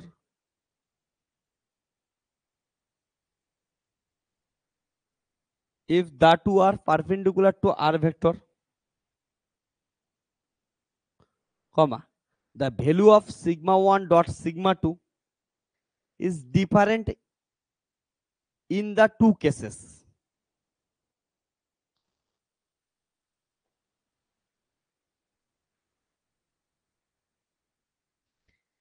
Two cases. Even for the same value of the, even for the same value of the total spin.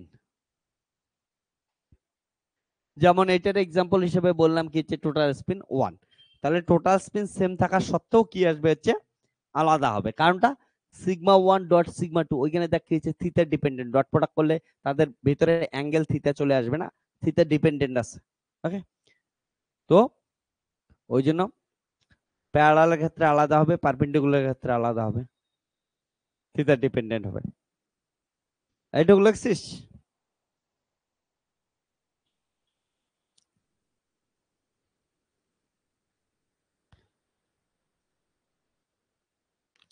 এইটুকু লিখে নে, তাহলে next পেজে আমরা আসবো।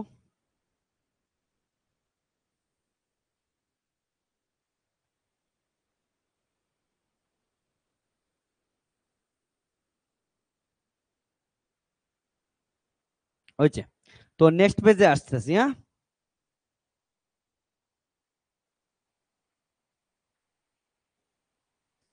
ওকে, তো এইখানে মাথায় রাখিস খাতার নোটসে এই ডটটা দেওয়া নাই। হ্যাঁ, তোরা নোটসে এই ডটটা কিন্তু দিয়ে নিস।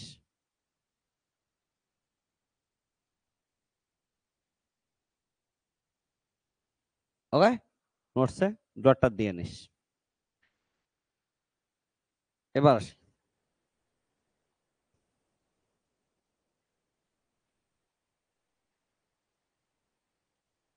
যারা একটু জুম করে দেই তোদের দেখতে সুবিধা হবে। একটু আমাকে টাইম দে, জুম করে দিতেছি।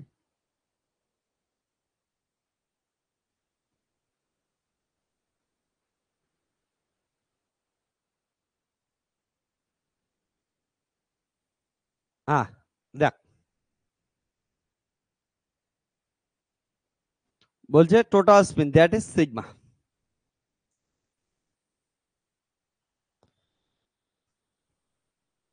ফুল stop. The magnetic moment of deuteron, deuteron মানে একটা নিউট্রন একটা প্রোটন, হ্যাঁ, যে নিউক্লিয়াসে আছে তাকে ডিউট্রন বললাম। তাহলে হচ্ছে the magnetic moment of deuteron can not be explained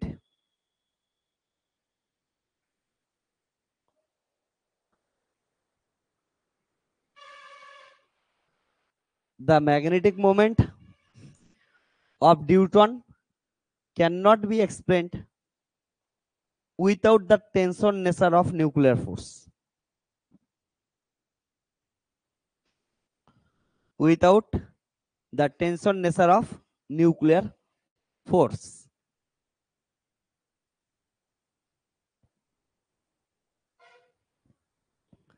তোদের একটা ইন্টারেস্টিং জিনিস বলবো জানিস, খুব ইন্টারেস্টিং কথা, শোন একটু।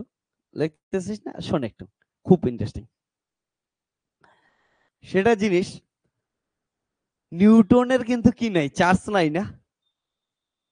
আমরা জানি যার চার্জ নাই তার ক্ষেত্রে ম্যাগনেটিক প্রপার্টি কেমন করে দেখাবে, কিন্তু নিউটনের চার্জ না থাকা সত্ত্বেও আমরা ম্যাগনেটিক মোমেন্ট খুঁজে পাবো, ম্যাগনেটিক প্রপার্টি শো করবে। এই যে এত ইন্টারেস্টিং জিনিসগুলো আমাদের সিলেবাসে আছে, আমরা পড়বো, খুব সুন্দর সুন্দর জিনিস আছে। যে চার্জই নেই ম্যাগনেটিক প্রপার্টি কিভাবে শো করতে পারে? ওকে, নিউটন তো নিউট্রাল, তার ম্যাগনেটিক প্রপার্টি কি হইতে পারে? তো আমরা এগুলো ডিটেলসে পড়বো, তখন মজা পাওয়া যাবে। এখন একটা লাইনে লিখে রাখতেছি, বাট পরে মজা পাবে। ওকে, অদ্ভুত জিনিস। আমরা জানি চার্জ কোথাও ফ্লো করলে তাহলেই কি আসবে, হচ্ছে ম্যাগনেটিক ফিল্ড আসবে, তারপরেই অন্য কিছু হবে। চার্জেই না থাকলে ম্যাগনেটিক ফিল্ড কি করে আসবে? নিউট্রাল চার্জের ম্যাগনেটিক ফিল্ড কি হইতে পারে? তো এগুলো আমরা দেখবো, ম্যাগনেটিক মোমেন্ট বের করবো। হ্যাঁ, চল তারপর হচ্ছে নেক্সটটা, তাহলে 10 নাম্বার লাখ। 10 নাম্বার তো বোঝাইলাম, এখন নাম্বার 10টাও লেখ তোরা তাহলে।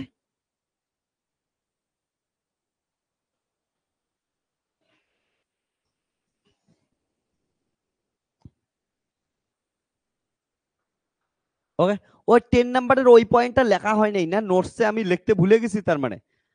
ওই 10 নাম্বার লিখিস তোরা, দাঁড়া আসতেছি, নোটস একটু কারেক্ট করতে লাগবে, আমি নোটসে দেখি নাই। হ্যাঁ,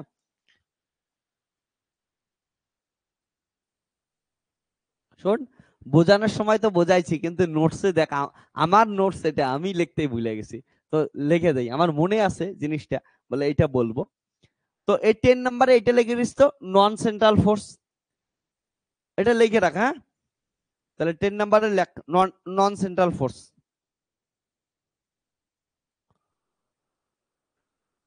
লেখ nuclear force, nuclear force is a non-central force because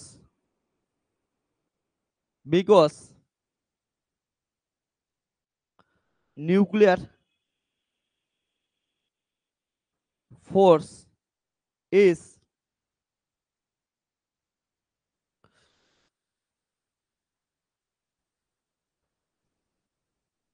dependent depend on its arrangement, that is nuclear force is different for different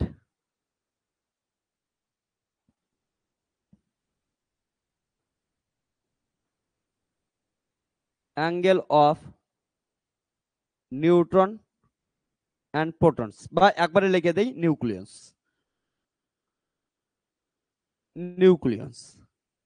okay, is different for different angle of nucleus. Okay,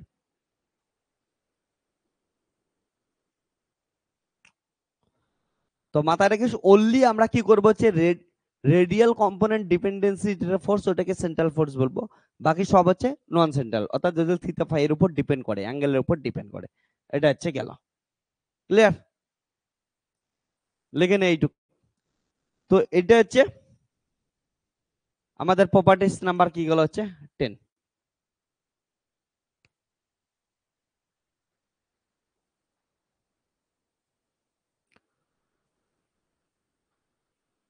লাগছিস Atish এইটুক? এবার শোন, তোরা যারা নোটসে যেটা 10 number দেখবি, ওটা actually 11 number হবে। নোটসে যেটা 10 দেখবি, ওটা 11 নাম্বার।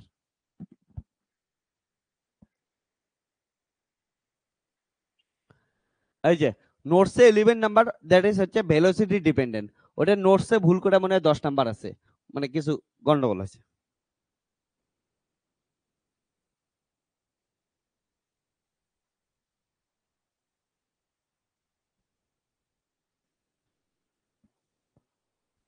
ঠিক আছে, এবার নোটস দিতেছি, নোটসে যেটা 10 নাম্বার আছে ওটা 11 নাম্বারে লিখে দিবি।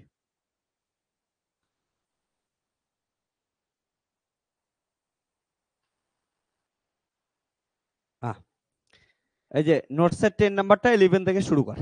That is nuclear force is also velocity dependent.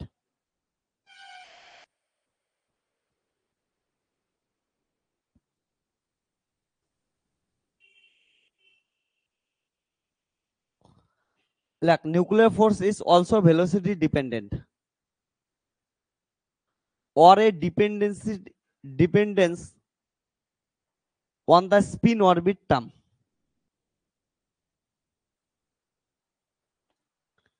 Spin orbit term. Full stop. It is given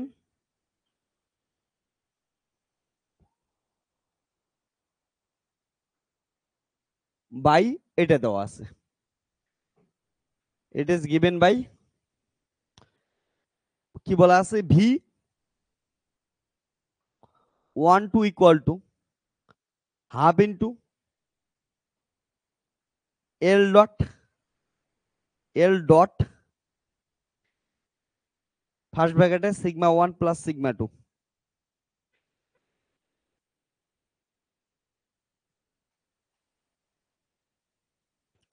into VLS, V suffix LS. Okay.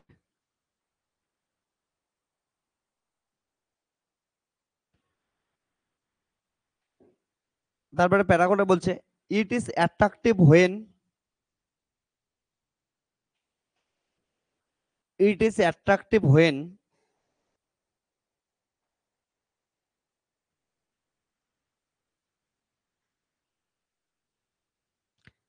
L and S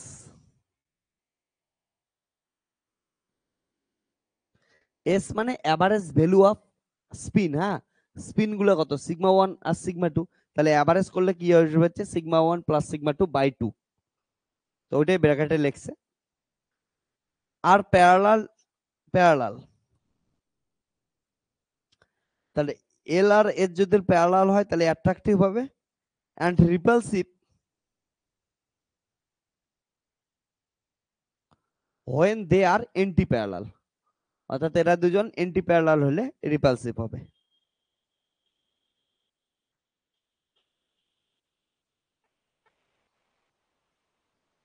ওকে, এটুক লিখে নে। তারপরে আমরা লাস্ট প্রপার্টিস আমরা পড়বো, সেটা হচ্ছে 12 নাম্বার প্রপার্টিস, খুব ইম্পর্টেন্ট প্রপার্টিস।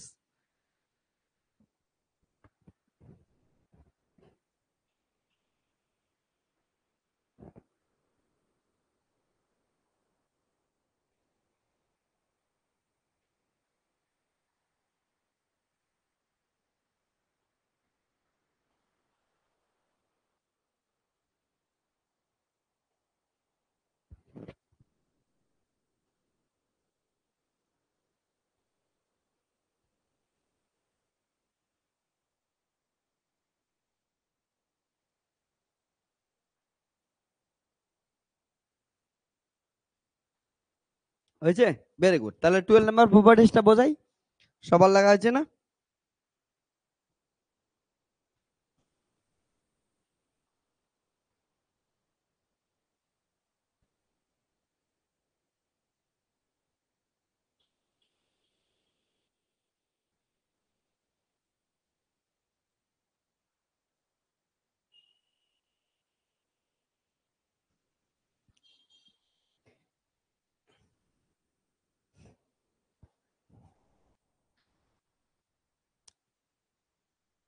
তো 12 নাম্বার প্রপার্টিস খুব বিউটিফুল প্রপার্টিস।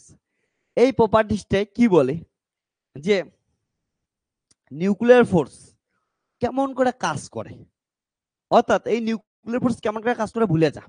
ওকে, তোদের একটা সিম্পল কোশ্চেনের অ্যান্সার দিই। আমাকে বলতো এইখানে ধরি না একটা 5 কুলম চার্জ আছে, এইখানে একটা 3 কুলম চার্জ আছে, বোথ আর পজিটিভ, সাপোজ কথার কথা। তাহলে এই কেমন করে বলছি যে এই 5 কুলম চার্জ 3 কুলম চার্জের সঙ্গে রিপালস করতে লাগবে, বা এমনও হইতে পারে যে এখানে প্লাস কিউ চার্জ আছে, এখানে মাইনাস কিউ চার্জ আছে, প্লাস মাইনাস কি করবে হচ্ছে অ্যাট্রাক্ট করবে। তো কেমন করে বুঝবে যে এই চার্জটাকে অ্যাট্রাক্ট করতে লাগবে? তো দুইটা চার্জ কেমন করে বোঝে যে একজন আর একজনকে ভালোবাসতে লাগবে? বা একজন একজনের থেকে দূরে চলে যাইতে লাগবে। এটা কিসের থ্রুতে বুঝবো? তোরা পড়ছিস না যে কি হচ্ছে, দুইটা চার্জ থাকলে তাদের মধ্যে কুলম্ব অ্যাট্রাকশন হয়, কুলম্ব ফোর্সের অ্যাট্রাকশন হয় বা রিপালশন হয়। তাহলে এটা কেমন করে হয় বলতো? এটা কোশ্চেনের অ্যান্সার দে। ওকে, ভাবার চেষ্টা কর, ভাবে অ্যান্সার দে। আমি যখন বোর্ডটা ইরেজ করি, অ্যান্সার দে, মজা পাওয়া যাবে। কার কি মাথায় আসে বলতো? দুইটা চার্জ পার্টিকেলের মধ্যে অ্যাট্রাকশন বা রিপালশন ফোর্স, এই ধরনের ফোর্স গুলা কিসের থ্রুতে হয়, কিসের মাধ্যমে হয়, কে লাগায়, কে জানায়, বলে তোকে কি করতে লাগবে, এখান থেকে এখানে গিয়া অ্যাট্রাকশন করতে লাগবে বা রিপালশন করতে লাগবে? অ্যান্সারটা বলার চেষ্টা করতো তোরা।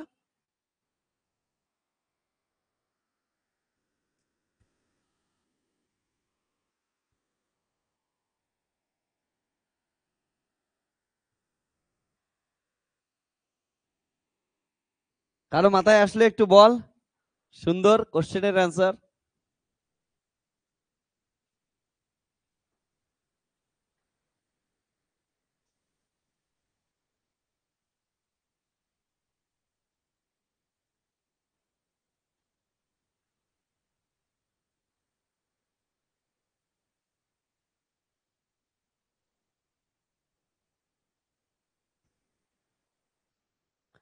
তো এটার অ্যান্সার আমি দেই, হ্যাঁ শোন।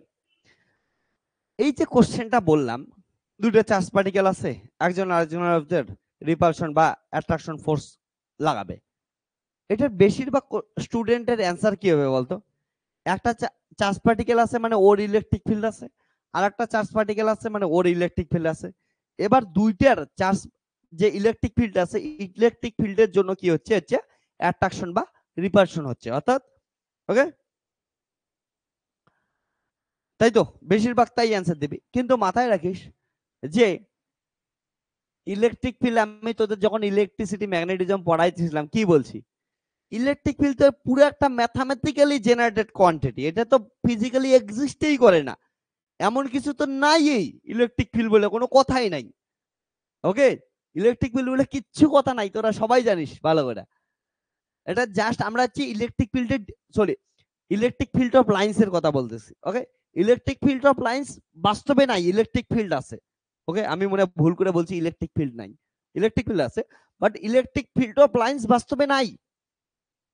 আমরা ম্যাথামেটিক্যালি, আমরা জিওমেট্রিক্যালি বের করছি, কারণটা ইলেকট্রিক ফিল্ডের ডিরেকশন বুঝতে লাগতো। তো ইলেকট্রিক ফিল্ডের ডিরেকশন বোঝার জন্য আমরা তৈরি করছি, আমরা বানাইছি যে ইলেকট্রিক ফিল্ড অফ লাইন্স আছে, কিন্তু ফিজিক্যালি গিয়ে খোঁজ কিচ্ছু নাই, ওগুলা ম্যাথামেটিক্যালি কনস্ট্রাক্টেড কোয়ান্টিটি। এবার যার ফিজিক্যাল অস্তিত্বই নাই, সে কেমন করে গিয়ে বলবে, বলে এই চার্জ ভাই তুই ওই চার্জকে অ্যাট্রাক্ট কর, এই চার্জ ভাই তুই এই চার্জকে অ্যাট্রাক্ট কর? এটা তো আর পসিবল না, না? তো যারা যারা ওইটা ভাবতেছিলি তারা তো ভুলে যা, যে একটা চার্জ পার্টিকেলের ইলেকট্রিক ফিল্ড আর একটা চার্জ পার্টিকেলের ইলেকট্রিক ফিল্ডের মধ্যে কি হবে হচ্ছে কমিউনিকেশন হবে, তারপরে হচ্ছে ফোর্স লাগবে, এমন হয় না। তো কথা হচ্ছে তাহলে ফোর্স লাগে কেমন করে? এই যে ফোর্স লাগে, এটা কিসের হচ্ছে এক্সচেঞ্জ পার্টিকেলের থ্রুতে হয়। ওকে, এক্সচেঞ্জ পার্টিকেলের থ্রুতে হয় মানে কি?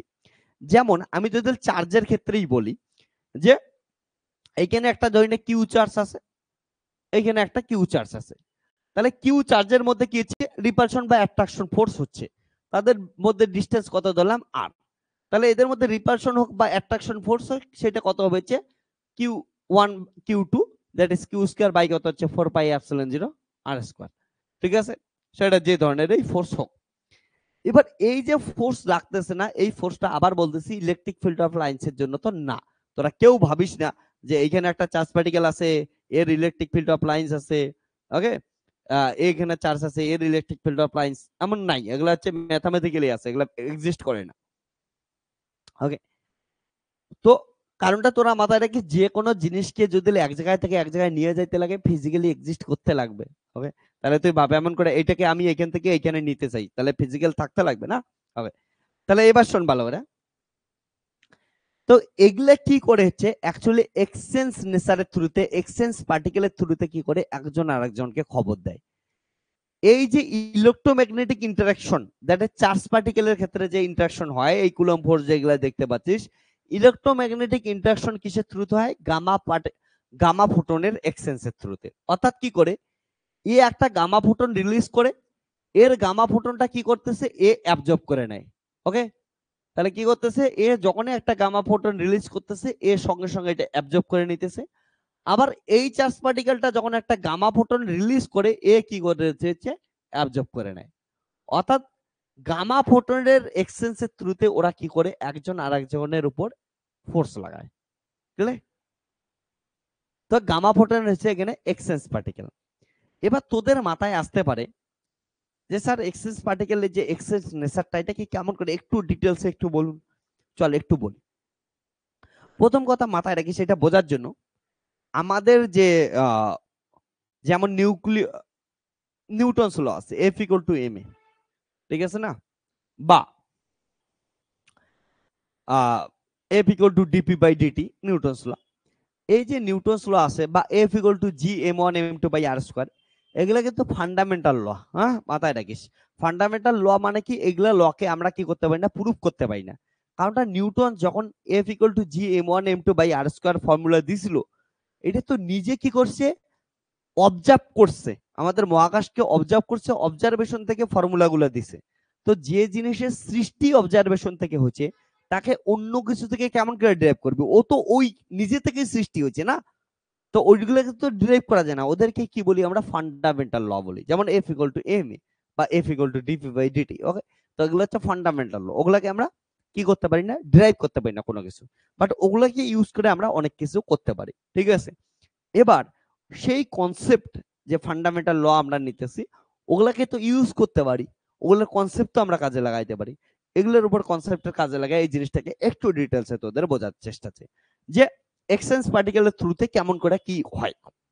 তো তো আমি এটা বললাম আবার যে গামা ফোটন কি করলো, একটা কিউ একটা চার্জ পার্টিকেল একটা গামা ফোটন রিলিজ করার সঙ্গে সঙ্গে আর একটা গামা ফোটন অ্যাকসেপ্ট করে নিল, আর একটা চার্জ পার্টিকেল ওই সময় কি করলো, একটা হচ্ছে রিলিজ করলো আর একটা হচ্ছে অ্যাকসেপ্ট করে নেয়। এমন করে এদের থ্রুতে কি হচ্ছে, এক্সচেঞ্জ পার্টিকেলের থ্রুতে ইন্টারঅ্যাকশন হচ্ছে।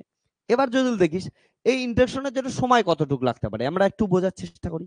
দেখ এইখানে যদি দেখিস তাহলে আমি ধরলাম যে এই চার্জ পার্টিকেলটা একটা যখনই কি করলো হচ্ছে গামা ফোটন রিলিজ করলো, ওইখান থেকে এইখানে এ যে অ্যাবজর্ব করবে, অ্যাবজর্ব করার জন্য দ্যাট ইজ এই যে আর ডিস্টেন্স আছে, আর ডিস্টেন্স যাওয়ার জন্য ডিটি টাইম লাগতেছে।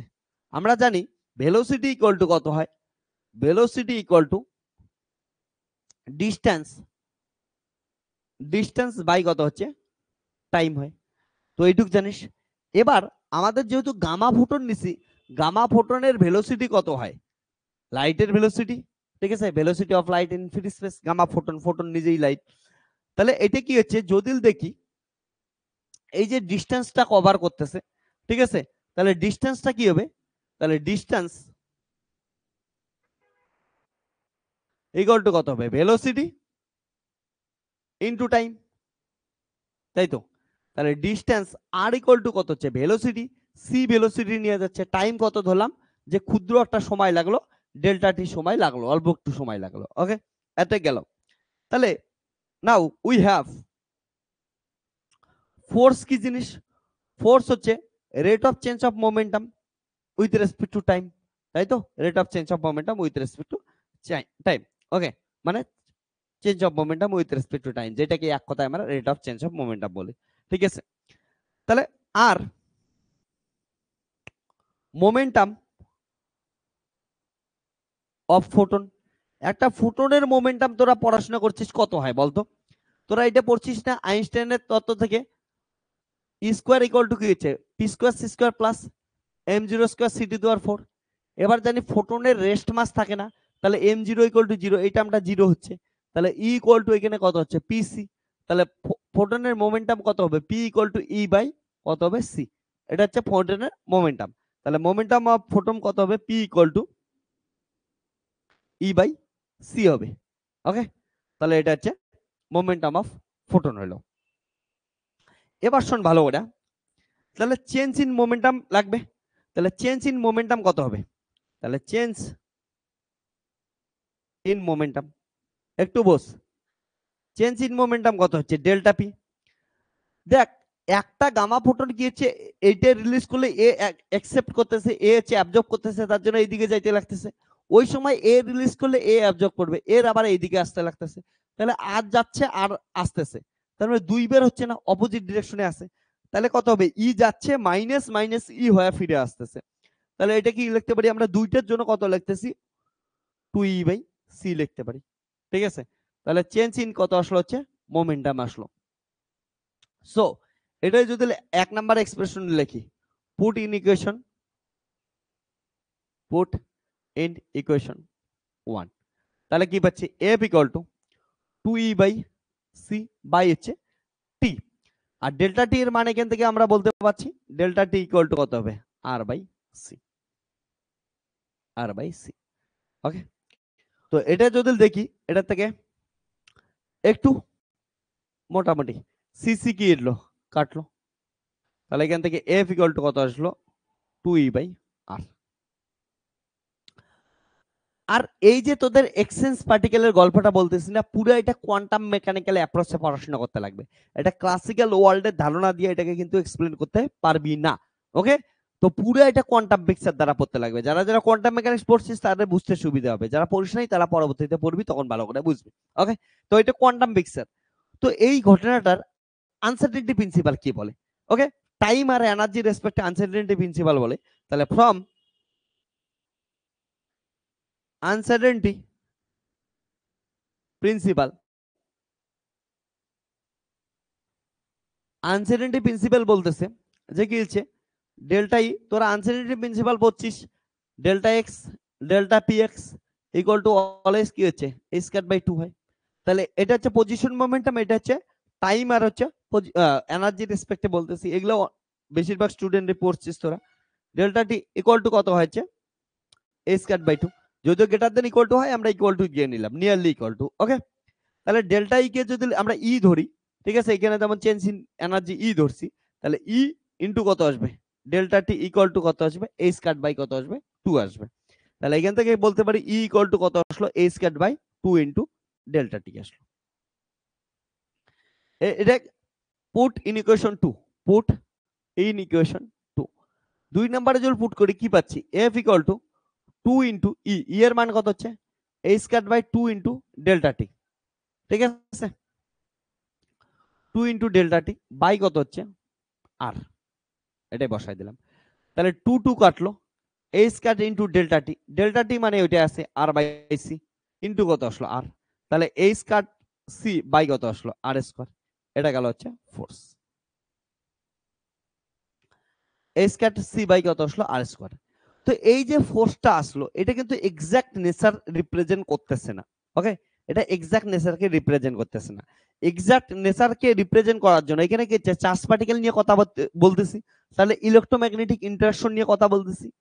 আর ইলেকট্রোম্যাগনেটিক ইন্টারঅ্যাকশন নিয়ে যদি কথা বলি, তার মানে মাথায় রাখিস ওইখানে আসবে স্ট্রেংথের গল্প আসবে। তোরা পড়ছিস না অ্যাটমিক ফিজিক্সের ক্ষেত্রে, যারা যারা পড়ছিস জানিস স্ট্রেংথের গল্প কি বলে, যে ইলেকট্রোম্যাগনেটিক ইন্টারঅ্যাকশনের ক্ষেত্রে strength, okay, alpha equal to কত হয়, E square by a square C. এটার ভ্যালুটা বললে সবারই মনে পড়বে, এটা একটা ভ্যালু আছে, ক্লাস 12 যারা যারা পড়ছিস তারাও এই ভ্যালুটা পড়ছিস। ফাইন কনস্ট্যান্ট নামে একটা কনস্ট্যান্ট পড়ছিলি না, 1/137 মুখস্থ করছিলি, 1/137। তো এটা হচ্ছে এই ভ্যালু, এটা স্ট্রেংথ কে রিপ্রেজেন্ট করে। তাহলে ফোর্স ইকুয়াল টু কি হলো, এটা স্ট্রেংথ কে রিপ্রেজেন্ট করবে। ঠিক আছে, তাহলে এটা এখানে লিখতেছি, for electromagnetic strength alpha equal to এটা। তাহলে এখান থেকে বলতে পারি আমি a square c equal to E square by কত হচ্ছে আলফা। ওকে, তাই a স্কয়ার c এর মান এই ভ্যালুটা এখানে আমি পুট করে দিতেছি, বা এটা হচ্ছে 137 এর রেসপেক্টে তোরা পড়াশোনা করতে পারিস। যদি 137 এর রেসপেক্টে পড়িস তাহলে কি আসবে, এখানে a square c equal to কত আসবে হচ্ছে, এটা যে কোনো রেসপেক্টেই পড়তে পারিস। তাহলে এটা কি লিখতে পারিস যে a square c equal to কত আসলো, a square c square by কত আসলো আলফা, বা আসলো a square c equal to কত হচ্ছে, a স্কয়ার c এখানে গেল, তাহলে 137 ইনটু স্কয়ার আসতে পারে এটা। তো এটা এখানে পুট করে দেই। So f equal two a square c এর ভ্যালু এটা কত, 137 ইনটু স্কয়ার বাই কত হচ্ছে r স্কয়ার, বলতে পারিস। তো এই জিনিসটা কি রিপ্রেজেন্ট করে, এটা রিপ্রেজেন্ট করতেছে f প্রপোর্শনাল টু কত হচ্ছে স্কয়ার, আর হচ্ছে f ইনভার্সলি প্রপোর্শনাল টু কত হচ্ছে r স্কয়ার। এইটা দেখতো ইলেকট্রোম্যাগনেটিক ইন্টারঅ্যাকশনকে রিপ্রেজেন্ট করতেছে কি করতেছে না? করতেছে। কারণটা আমরা জানি এফ ইকুয়াল টু কত হচ্ছে, Q1 Q2 বাই কত হচ্ছে আর স্কোয়ার, আর কে একটা কনস্ট্যান্ট। তার মানে কত হচ্ছে এফ প্রপোর্শনাল টু কত হচ্ছে Q1 ইন্টু Q2, আর এফ প্রপোর্শনাল টু কত হচ্ছে 1 বাই আর স্কোয়ার। তাহলে যদি Q1 Q2 সেম হয়ে যায় তাহলে এফ প্রপোর্শনাল টু কত হচ্ছে q square, Q1 Q2 same তাহলে কিউ স্কোয়ার। এটাই তো এখানে আসলো, দুইটাই আমরা সেম চার্জ পার্টিকেল নিছি, তাহলে কি হচ্ছে F proportional to Q square, that is square, আর এটা F proportional to 1 by R square. অর্থাৎ কি দাঁড়াইলো দেখতো, যদি এমন করে এক্সচেঞ্জ হয় তার মানে ওই এক্সচেঞ্জ পার্টিকেলটা আমাদের ইলেকট্রোম্যাগনেটিক ইন্টারঅ্যাকশনকে রিপ্রেজেন্ট করতেছে। তার জন্য এই নেচার কি আসলো, এটার নেচার আর এটার নেচার সেম আসলো। আসলো কি আসলো না? অবভিয়াসলি আসছে। তো এই যে নেচার সেম আসতেছে তার মানে এক্সচেঞ্জ পার্টিকেল দ্বারা এটাকে এক্সপ্লেন করা যায়। ওকে, আর এই এক্সচেঞ্জ পার্টিকেলটা ইলেকট্রোম্যাগনেটিক ইন্টারঅ্যাকশনের নাম কি হচ্ছে, অর্থাৎ ইলেকট্রোম্যাগনেটিক ইন্টারঅ্যাকশনের ক্ষেত্রে যে এক্সচেঞ্জ পার্টিকেলটা কাজ করে তাকে আমরা বলি গামা ফোটন। এই যে এটা গামা ফোটন। ফোটনের প্রপার্টিস তোরা সবাই জানিস, এটার ভেলোসিটি কি হয় হচ্ছে লাইটের ভেলোসিটির সমান হয়। ওকে, velocity of photon equal to হচ্ছে velocity of light in free space. Photon does not have any rest mass, but photon have momentum. Momentum p equal to e by c. ওকে, এবং এটা দ্বারা আমরা সবকিছু কি করতে পারি, এক্সপ্লেন করতে পারি। ক্লিয়ার? তাহলে তোদের যে কোশ্চেনটা বললাম, দুইটা চার্জ পার্টিকেল থাকলে সেই চার্জ পার্টিকেল একজন আরেকজনকে যে ফোর্স লাগায় সেই ফোর্সটা কিন্তু ইলেকট্রিক ফিল্ড অফ লাইন্স এর থ্রুতে, ঠিক আছে, হয় না। মাথায় রাখিস, তড়িৎ বলরেখার দ্বারা হয় না, এক্সচেঞ্জ পার্টিকেলের দ্বারা হয়। তার যে দুটো চার্জ পার্টিকেলের মধ্যে যে এক্সচেঞ্জ পার্টিকেলটা কাজ করে, যে এক্সচেঞ্জ নেচারের পার্টিকেলটা কাজ করে সেটা হচ্ছে গামা ফোটন। ওকে, যে গামা ফোটনের আমি সবকিছু বললাম। ওকে, ক্লিয়ার হচ্ছে এইটুকু? এবার তোদের মাথায় কোশ্চেন আসতেছে, বলে স্যার আপনি তো এতক্ষণ ইলেকট্রোম্যাগনেটিক ইন্টারঅ্যাকশন নিয়ে কথা বললেন, অনেক কিছু বললেন, কিন্তু আমাদের কার ক্ষেত্রে লাগবে? নিউক্লিয়ার ফিজিক্সের ক্ষেত্রে লাগবে, নিউক্লিয়ার ফোর্সের ক্ষেত্রে লাগবে। তাহলে নিউক্লিয়ার ফোর্সের ক্ষেত্রে কি হবে? তো মাথায় রাখিস, এই অ্যানালজিটা আমি তোদের ইলেকট্রোম্যাগনেটিক ইন্টারঅ্যাকশনের জন্য বললাম। কিসের জন্য? কারণটা ইলেকট্রোম্যাগনেটিক ইন্টারঅ্যাকশনটা তোরা একটু জানিস, কুলম্ব ফোর্স জানিস, তার জন্য বললাম। তোরা নিউক্লিয়ার ফোর্স সম্বন্ধে এখনো অত কিছু জানিস না। তো মাথায় রাখিস এই এক্সাক্ট ঘটনাটাই হয় কি হচ্ছে নিউক্লিয়ার ফোর্সের ক্ষেত্রে। ওকে, একদম। তাহলে নিউক্লিয়ার ফোর্সের ক্ষেত্রেও কি হচ্ছে, পার্টিকেল এক্সচেঞ্জ নেচারের থ্রুতে কি হচ্ছে নিউক্লিয়ার ফোর্সটা একজন আরেকজনের সাথে কি হয়, কানেক্ট হয়। ওকে, এবার এই যে নিউক্লিয়ার ফোর্সে অর্থাৎ প্রোটন নিউট্রনের সাথে যে কানেক্ট হইতেছে, এই যে কানেকশনের সময় কি পার্টিকেল এক্সচেঞ্জ হয়, ওইখানে যে পার্টিকেলটা এক্সচেঞ্জ হয় সেটা হচ্ছে মেসন্স পার্টিকেল। ওকে, যেমন পায়োন্স, কায়োন্স, এই ধরনের পার্টিকেল। ওকে, তাহলে পার্টিকেলের থ্রুতে কি হচ্ছে ওইখানে এক্সচেঞ্জ হয়। এই দুটোর মধ্যে ডিফারেন্স কি? মাথায় রাখিস, ফোটন পার্টিকেল অর্থাৎ ইলেকট্রোম্যাগনেটিক ইন্টারঅ্যাকশনের ক্ষেত্রে যে এক্সচেঞ্জ পার্টিকেলটা আছে ফোটন, তার মাস কত হয়? 0 হয়। ওকে, রেস্ট মাস 0 হয়। আর আমাদের যে নিউক্লিয়ার ফিজিক্সের ক্ষেত্রে যে এক্সচেঞ্জ পার্টিকেলটা আছে, সেই এক্সচেঞ্জ পার্টিকেল গুলার কিন্তু মাস হেভি মাস হয়। ঠিক আছে, পায়োন্স কায়োন্সের মাস কিন্তু মেসন্স পার্টিকেল আমরা বলি। ঠিক আছে, এদের মেসন বলি। তোরা যারা যারা পার্টিকেল ফিজিক্স পড়ছিস তোদের মুখে অলরেডি স্মাইল আসছে, মেসনের কাজ কি, মেসন পার্টিকেল নিয়ে আমরা ডিটেলসে অলরেডি পার্টিকেল ফিজিক্সে পড়ছি, আর যারা পড়িস নাই তোরা পড়বি। ঠিক আছে, তাহলে কি আছে মেসন, মেসন পার্টিকেল অর্থাৎ এখানে কি আছে পায়োন্স কায়োন্স। ঠিক আছে, পাইওর ফ্যামিলি আছে, কায়োনের ফ্যামিলি আছে, ইটার ফ্যামিলি আছে, এগুলো হচ্ছে মেসন। তো এই ধরনের পার্টিকেল গুলা হচ্ছে এক্সচেঞ্জ পার্টিকেল হিসেবে কাজ করে। তোদের অনেকের মাথায় একটা কোশ্চেন আরো আসতেছে, বলে স্যার আমাদের যদি আনসার্টেন প্রিন্সিপাল অনুযায়ী দেখি, তাহলে যদি এনার্জির কোনো একটা ডিফারেন্স লাগে তাহলে অবভিয়াসলি টাইমেরও ডিফারেন্স লাগবে। লাগবে কি লাগবে না? অবভিয়াসলি।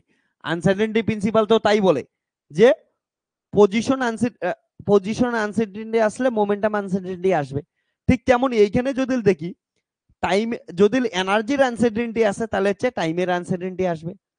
তাহলে কি এমন হবে যে এই ফোটনটা, ভালো করে দেখ, এই যে চার্জ পার্টিকেলটা আছে, চার্জ পার্টিকেলটা থেকে একটা ফোটন রিলিজ হলো, ওই চার্জ পার্টিকেলটা কিছুক্ষণ পর এখানে গেল, তাহলে এদের মধ্যে যে অ্যাট্রাকশন বা রিপালশন ফোর্স লাগবে, সেটা ফোর্সটা লাগতে কি টাইম লাগবে? অ্যান্সার হচ্ছে না, একদম টাইম লাগে না, তাৎক্ষণিক হয় ঘটনাটা। তাহলে তোরা বলবি এটাকে এক্সপ্লেন কেমন করে করবো, তাৎক্ষণিক কেমন করে হতে পারে? এর কারণ শোন ভালো করে। এটাকে এক্সপ্লেন এমন করে করতে পারি, এটার এক্সপ্লেনেশনটা এমন করে হয়, করতে পারি কি, এটা হয় এমন করে, কি হয় জানিস? এই যে চার্জ পার্টিকেলটা আছে না, এই যে চার্জ পার্টিকেলটা আছে, চার্জ পার্টিকেলটা একটা গামা ফোটন রিলিজ করে। কোথায় রিলিজ করে? স্পেসের মধ্যে রিলিজ করে। আর এই চার্জ পার্টিকেলটা ওই স্পেস থেকে সঙ্গে সঙ্গে কি হচ্ছে, একটা গামা ফোটন কি করে হচ্ছে, অ্যাবজর্ব করে নেয়। তো এটা হচ্ছে স্পেসটা। অর্থাৎ এই চার্জ পার্টিকেলটা, একটা charge particle gamma photon release করলো স্পেসে, আর একটা চার্জ পার্টিকেল কি হলো, স্পেস থেকে নিয়ে নিল। যেহেতু ফ্র্যাকশন অফ সেকেন্ডে, ফ্র্যাকশন অফ সেকেন্ডে কিনা কোনো টাইম ছাড়াই এই ঘটনাটা ঘটতে পারে, কারণ স্পেস থেকে দিচ্ছে, স্পেসেই নিচ্ছে, এদের দুইজনের সাথে ডাইরেক্ট কানেকশনের দরকারই নাই, কারণ স্পেস তো এটাই স্পেস। তাই এখানে কোনো রিলিজ আর অ্যাবজর্ব একসাথেই ঘটতে পারে জিনিসটা, যখনই রিলিজ হলো তখনই অ্যাবজর্ব হলো, তাহলে এদের মধ্যে কোনো টাইম গ্যাপ আসবেই না। তো এই যে টাইম গ্যাপ আসবেই না, তাহলে ফোটন পার্টিকেলটা অ্যাকচুয়ালিতে পার্টিকেলটা এখান থেকে এইখানে যাচ্ছে না, পার্টিকেলটা কি হচ্ছে, এখান থেকে স্পেসে যাচ্ছে, স্পেসে রিলিজ হয়ে যাচ্ছে, আর একটা কি হচ্ছে, স্পেস থেকেই অ্যাবজর্ব করে নিতেছে। যেহেতু এই ফোটনটা স্পেসেই রিলিজ হচ্ছে, স্পেসেই অ্যাবজর্ব হচ্ছে, তার জন্য এটাকে কি বলা হচ্ছে, ভার্চুয়াল ফোটন। ওকে, তো এই ফোটন গুলো আছে ভার্চুয়াল ফোটন। তাহলে ইলেকট্রোম্যাগনেটিক ইন্টারঅ্যাকশনের ক্ষেত্রে আমাদের যে ফোর্সের অ্যাট্রাকশন বা রিপালশন ফোর্স যে কাজ করে, এটা কিসের দ্বারা? Virtual photon. এক্সচেঞ্জ পার্টিকেল হিসেবে কে কাজ করতেছে? Virtual photon. এর প্রপার্টিজ কি? ভার্চুয়াল ফোটনের রেস্ট মাস থাকে না, মাসহীন থাকে। ওকে, এটুকু মাথায় ঢুকছে? তো এই সিমিলার কনসেপ্টটা কোথায় কাজ করেছে? সিমিলার একদম এক্সাক্ট হুবহু, ঠিক আছে, কনসেপ্টটা কাজ করেছে নিউক্লিয়ার ফিজিক্সের ক্ষেত্রে। মাথায় থাকবে। তো নিউক্লিয়ার ফিজিক্স তো এখানে বোঝাবো না, বোঝাইলে বুঝবি না, কারণ ফোটন কণা তবু চিনিস তোরা, ফোটন সম্বন্ধে জানিস, চার্জ পার্টিকেল সম্বন্ধে জানিস। নিউক্লিয়ার ফিজিক্সের ক্ষেত্রে তো অনেকে এখনো জানিসই না মেসন, মেসন কি জিনিস, এই মেসনের ভিতরে পায়ন কায়ন টায়ন ইটা এগুলা কি জিনিস জানিস না, তার জন্য ওগুলো এখনো বোঝাইতে পাইতেছি না, তোদের অ্যানালজি দিয়ে বোঝাইলাম। ওকে, এইটুক বুঝছিস? বুঝলে বল হ্যাঁ না কিছু বল। খুব ইন্টারেস্টিং জিনিস কিন্তু। আর সব থেকে কি বলতো, এইটা তোদের হচ্ছে ইন্টারেস্টিং লেকচার গেল এখন অব্দি। এই যে কনসেপ্ট গুলা বোঝাইলাম না, এই কনসেপ্ট গুলা যে কোনো বইয়ে যে কোনো জায়গায় পাবি না, এগুলা তোরা ফিজিক্স সেন্টারেই পাবি। এমন কনসেপচুয়াল জিনিস, যে কোনো ইন্টারভিউতে এগুলাই কোশ্চেন ধরবে, ইন্টারভিউতে অন্য কোনো কোশ্চেন ধরে না। কত কনসেপ্ট যে শেখাইলে আমি এইটুক জায়গার ভিতরে তোরা বুঝতে পাইতেছিস না। আর এইখানে দেখ তোরা যে কত কি একসঙ্গে আমি কোলাবরেট করে দিলাম তোদের, কতগুলা ব্রাঞ্চের থেকে কনসেপ্ট নিয়ে নিয়ে আসছি। ওকে, তো এটা আশা করি বুঝছিস জিনিসটা। এবার যদি বুঝে থাকিস, তোদের কাছে একটা কোশ্চেন আছে যেটা তোদের জিজ্ঞেস করার কথা ছিল, তোরা জিজ্ঞেস করতেছিস না, তাহলে আমি তোদেরকে জিজ্ঞেস করি। কি কোশ্চেন বলতো? কোশ্চেন হচ্ছে, আমি বললাম তোদেরকে যে আমি এই যে ইলেকট্রোম্যাগনেটিক ইন্টারঅ্যাকশনটাকে বুঝাইলাম এক্সচেঞ্জ পার্টিকেলের থ্রুতে, তোরা আর সঙ্গে সঙ্গে বললাম এটার সাথে সেম অ্যানালজি কার থাকবে হচ্ছে নিউক্লিয়ার ফোর্সের। কিন্তু তোরা বলবি স্যার নিউক্লিয়ার ফোর্স আর চার্জ পার্টিকেলের এই যে ইলেকট্রোম্যাগনেটিক ইন্টারঅ্যাকশন ফোর্স, এটার মধ্যে তো অনেক ডিফারেন্স। ডিফারেন্স গুলোর মধ্যে একটা সব থেকে বড় ডিফারেন্স কি? ইলেকট্রোম্যাগনেটিক ইন্টারঅ্যাকশন ফোর্স হচ্ছে ইনফাইনিট রেঞ্জে কাজ করে, সেইখানে নিউক্লিয়ার ফোর্স একটা শর্ট রেঞ্জ ফোর্স, তাই তো? তো এই দুটার কেমন করে ব্যাখ্যা করবেন? তো এটাকে একটু ব্যাখ্যা করে দিতেছি, এক্সপ্লেনেশনটা এত মধুর এক্সপ্লেনেশন। শোন, মাথায় রাখিস, যে বস্তুর যত মাস বেশি হয়, ওকে, মাস ভর, যার লার্জ নাম্বার অফ মাস থাকবে, লার্জ মাস থাকবে, সে তত কি হচ্ছে, অর্থাৎ যে বস্তু যত হেভি হবে তার রেঞ্জ তত কি হবে, কম হবে। আর যার মাস অনেক কম হবে, হালকা পাতলা হবে, লাইট মাস হবে, তার রেঞ্জ অনেক বেশি হবে।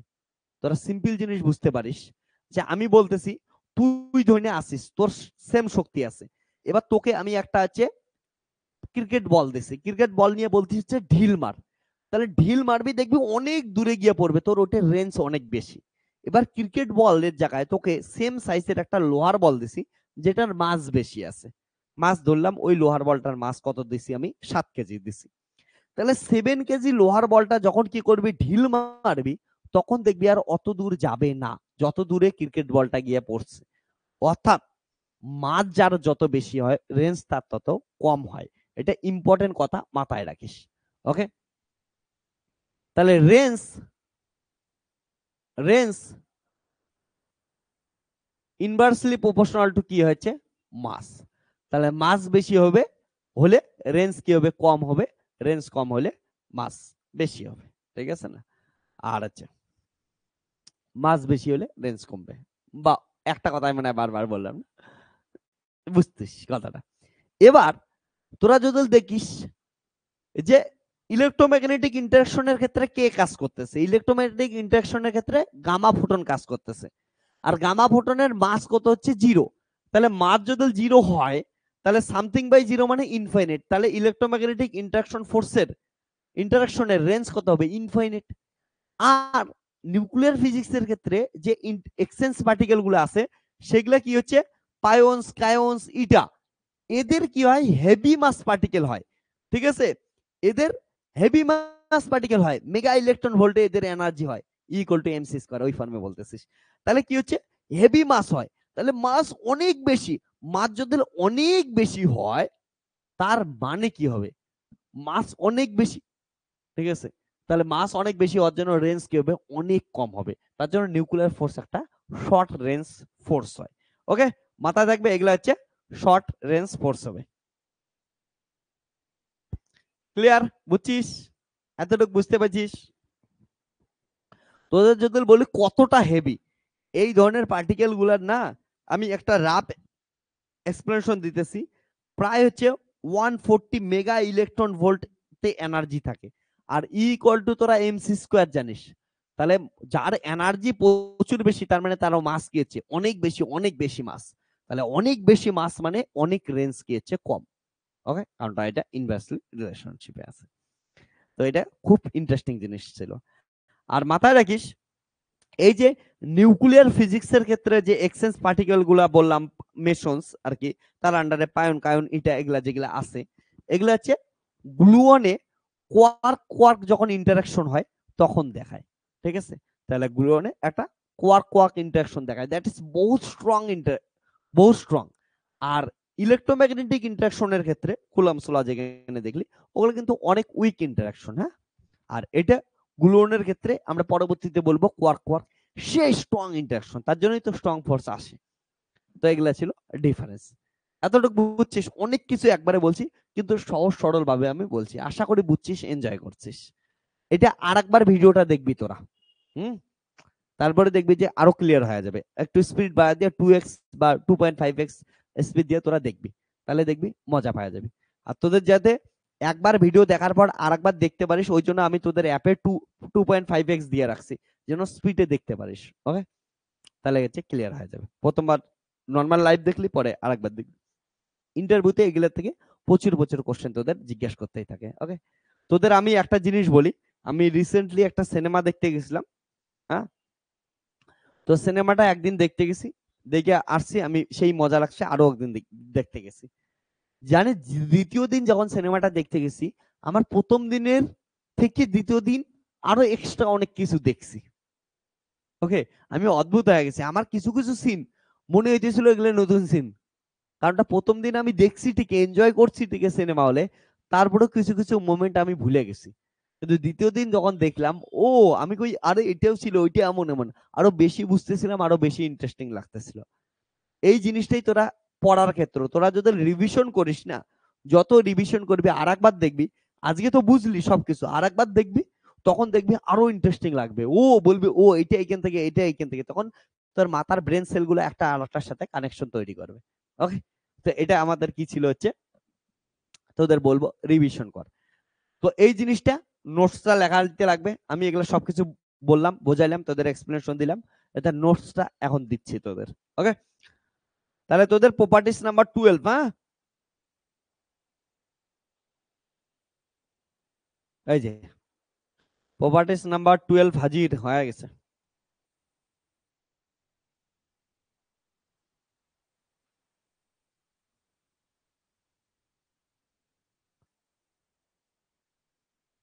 লেখ নোট।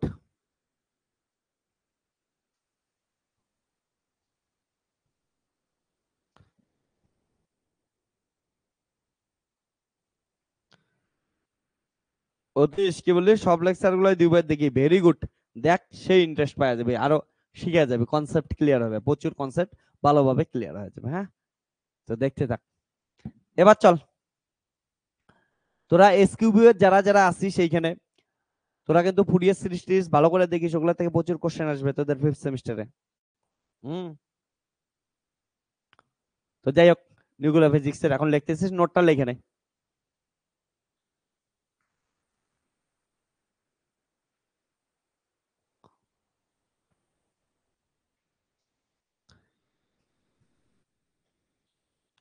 কি বলছে, নিউক্লিয়ার ফোর্স হ্যান exchange character, nuclear force has an exchange character, যেটা আমি বললাম, full stop. This is a purely quantum feature, quantum mechanics দ্বারাই তো এক্সপ্লেন করতে পারি না।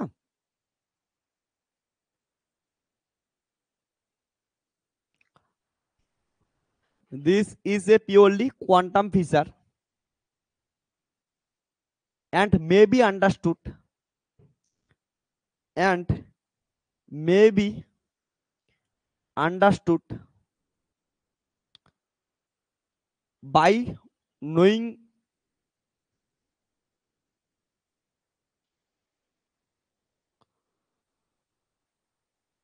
by knowing the way nuclear force is mediated, মানে একজন আরেকজনের সাথে নিউক্লিয়ার ফোর্সটা কেমন করে কাজ করতেছে, সম্পর্ক তৈরি করতেছে, মিডিয়েটেড, মিডিয়েটর আছে না, ঘটক ঘটক। ওকে, ফুল স্টপ। তারপর হচ্ছে টু নিউক্লিয়ন্স when interacting, whenটা কথা দুইবার লেখা আছে নোটসে, হ্যাঁ রিপিট হচ্ছে, এটা ঠিক করে নিস। টু নিউক্লিয়ন্স তোরা একবারই লিখিস, two nucleons when interacting with each other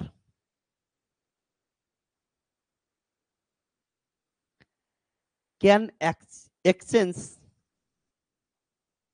their spin, can exchange their spin, comma isospin,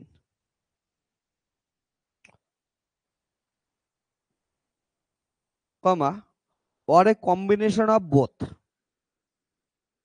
or a combination of both, full stop. These are represented by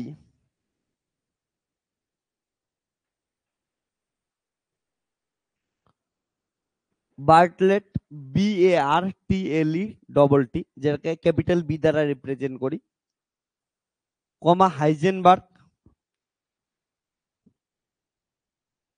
capital H, and Majorana. Nuclear ফিজিক্সে দেখছিস তোরা, sorry মানে particle ফিজিক্সে,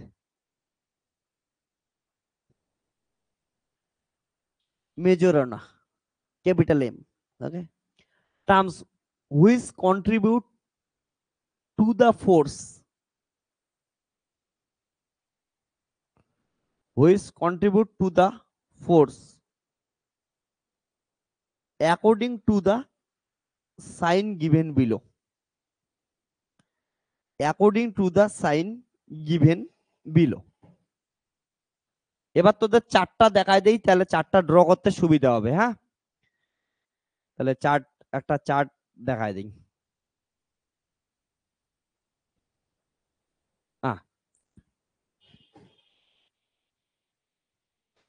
চারটা লেগে দেখে দেখে দেখে লেখ।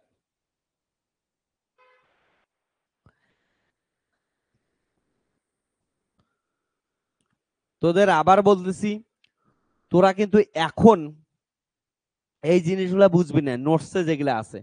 আমি এই জন্যই নোটসের জিনিসটা তোদের স্পিন দ্বারা এটা বোঝাইলাম না, তোদেরকে আমি ইলেকট্রোম্যাগনেটিক ইন্টারঅ্যাকশন দেখছি চার্জ পার্টিকেল দ্বারা বোঝাইলাম।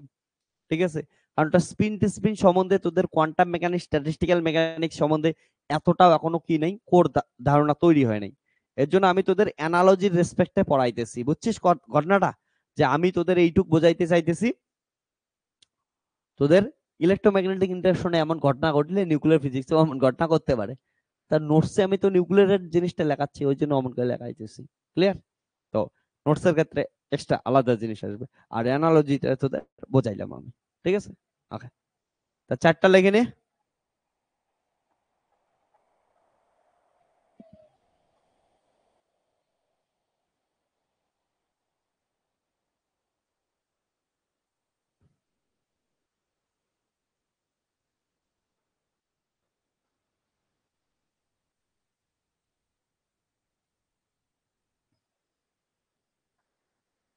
চারটা অব্দি লেখা হলে বলিস আমাকে।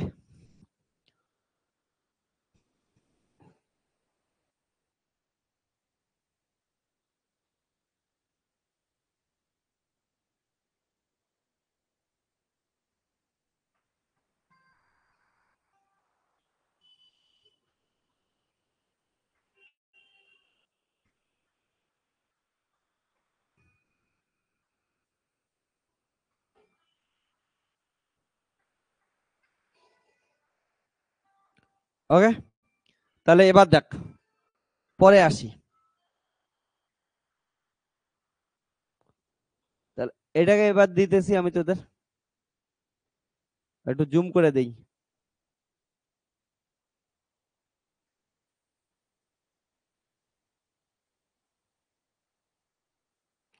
কি বলছে শোন, একবার শুনে নে, তারপর লিখিস। আমি তাড়াতাড়ি বলে যাই, শুনে নে, তারপর লিখতে থাকিস। হ্যাঁ, বলছে যে the sign depends on the nature of state. তোরা পজ করে পরে লিখিস, একবার শুনে নে। ওকে, পুরো জিনিসটা বলছে sign depends on the nature of state, ব্র্যাকেটে বলছে the I value, I value মানে বললাম যে, ওকে, তারপরে আইসোস্পিনকে আই দ্বারা লিখি, comma S value and the parity, full stop. W represent the ওয়েঙ্গার term which is no exchange at all. Bradley force leads to spin exchange and Majorana force to isospin exchange, and Heisenberg force to a combination of spin and isospin. Typically, spin exchange is proportional to sigma 1 dot sigma 2, and isospin exchange is proportional to tau 1 dot tau 2. Okay, full stop. The exchange force can explain the saturation as it is has repulsive term also. Full stop. As nucleon number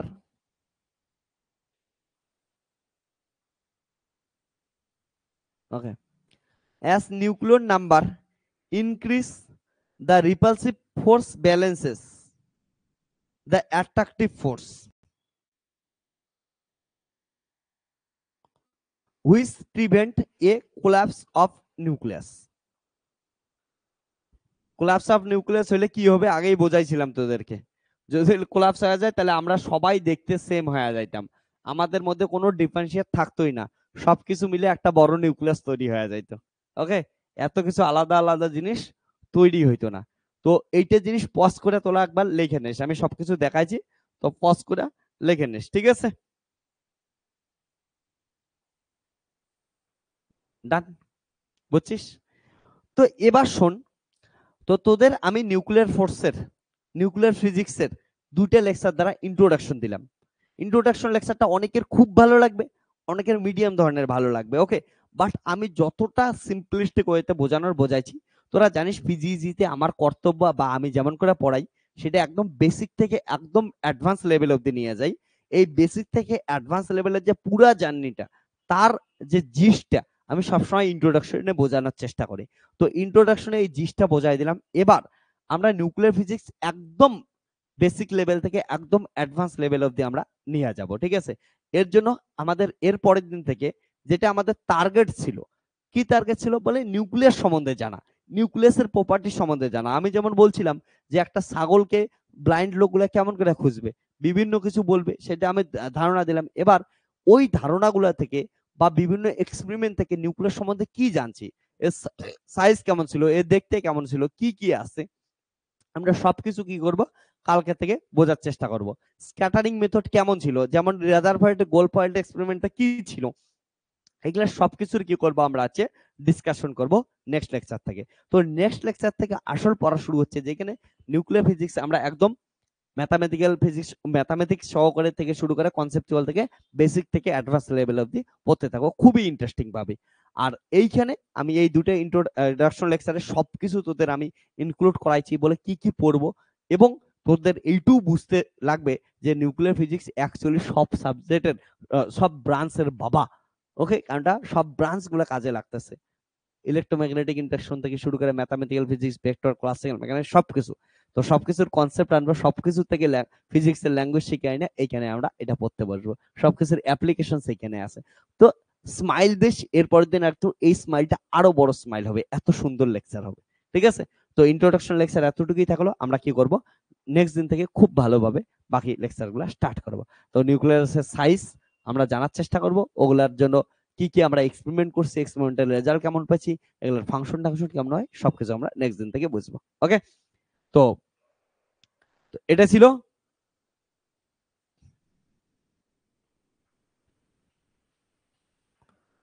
তো এটা হচ্ছে চলতে থাকলো paid basis স্টুডেন্টের জন্য। তো এই ইন্ট্রোডাকশনের কিছু লেকচার তোদের নিউক্লিয়ার ফিজিক্সের 6 লেকচার কোথায় আসবে, ইউটিউবে আসবে। তো ইউটিউবে যারা যারা দেখতেছিস এমন ইন্টারেস্টিং ভাবে তোরা যে কোনো ইউনিভার্সিটির আন্ডারে যে কোনো কলেজে যদি পড়াশোনা করতেছিস, যে কোনো সেমিস্টারে, প্রত্যেকটা সেমিস্টারে ব্যাচ লাইভ ব্যাচ চলতেছে ফিজিক্স অ্যাপের ভিতরে। তোরা যারা যারা জয়েন করতেছিস এমন ইন্টারেস্টিং ভাবে পড়াশোনা করার জন্য তোরা তাহলে ফিজিক্স অ্যাপটা ডাউনলোড করে নে। ফিজিক্স অ্যাপ ডাউনলোড করার পর তোরা আছে রেজিস্টার করার পরবর্তীতে হচ্ছে স্টোরে যা, স্টোরে গিয়ে যে ইউনিভার্সিটিতে পড়তেছিস সেই ইউনিভার্সিটির নাম সার্চ কর, কোর্স চলে আসবে, তারপরে তোদের কোর্সে পছন্দ মতো কোর্সে তোদের দরকারি কোর্সে জয়েন করতে পারিস। ওকে, অতীশ কি বলিস স্যার কোয়ান্টাম মেকানিক্স এর লেকচার গুলো নিউক্লিয়ার ফিজিক্স এর শেষ হওয়ার পরে আসবে? না অতীশ, কোয়ান্টাম মেকানিক্স এর লেকচার মেবি তোদের আর 4 দিন কি 5 দিন পর থেকে স্টার্ট হবে, ঠিক আছে। ওকে, কোয়ান্টাম মেকানিক্স এর রেগুলার লেকচার হইতে থাকবে, এভরিডে লেকচার হবে। ওকে, চল তাহলে টাটা, বাই বাই সবাই, আজকের জন্য টাটা, গুড নাইট, ভালো থাকিস, স্মাইল নিয়ে নে, ঠিক আছে। বলছিলাম না তোদের লাস্টে এটা এমন সুন্দর জিনিস, স্মাইল আসারই জিনিস। ওকে, তো তোদের বলছিলাম ফার্স্টেই যে মন খারাপ থাকলে মন ভালো হবে, হয়েছে। পরবর্তী দিন আমরা কি করবো আরো ইন্টারেস্টিং ভাবে পড়াশোনা করবো। ওকে, চল তাহলে টাটা, বাই বাই।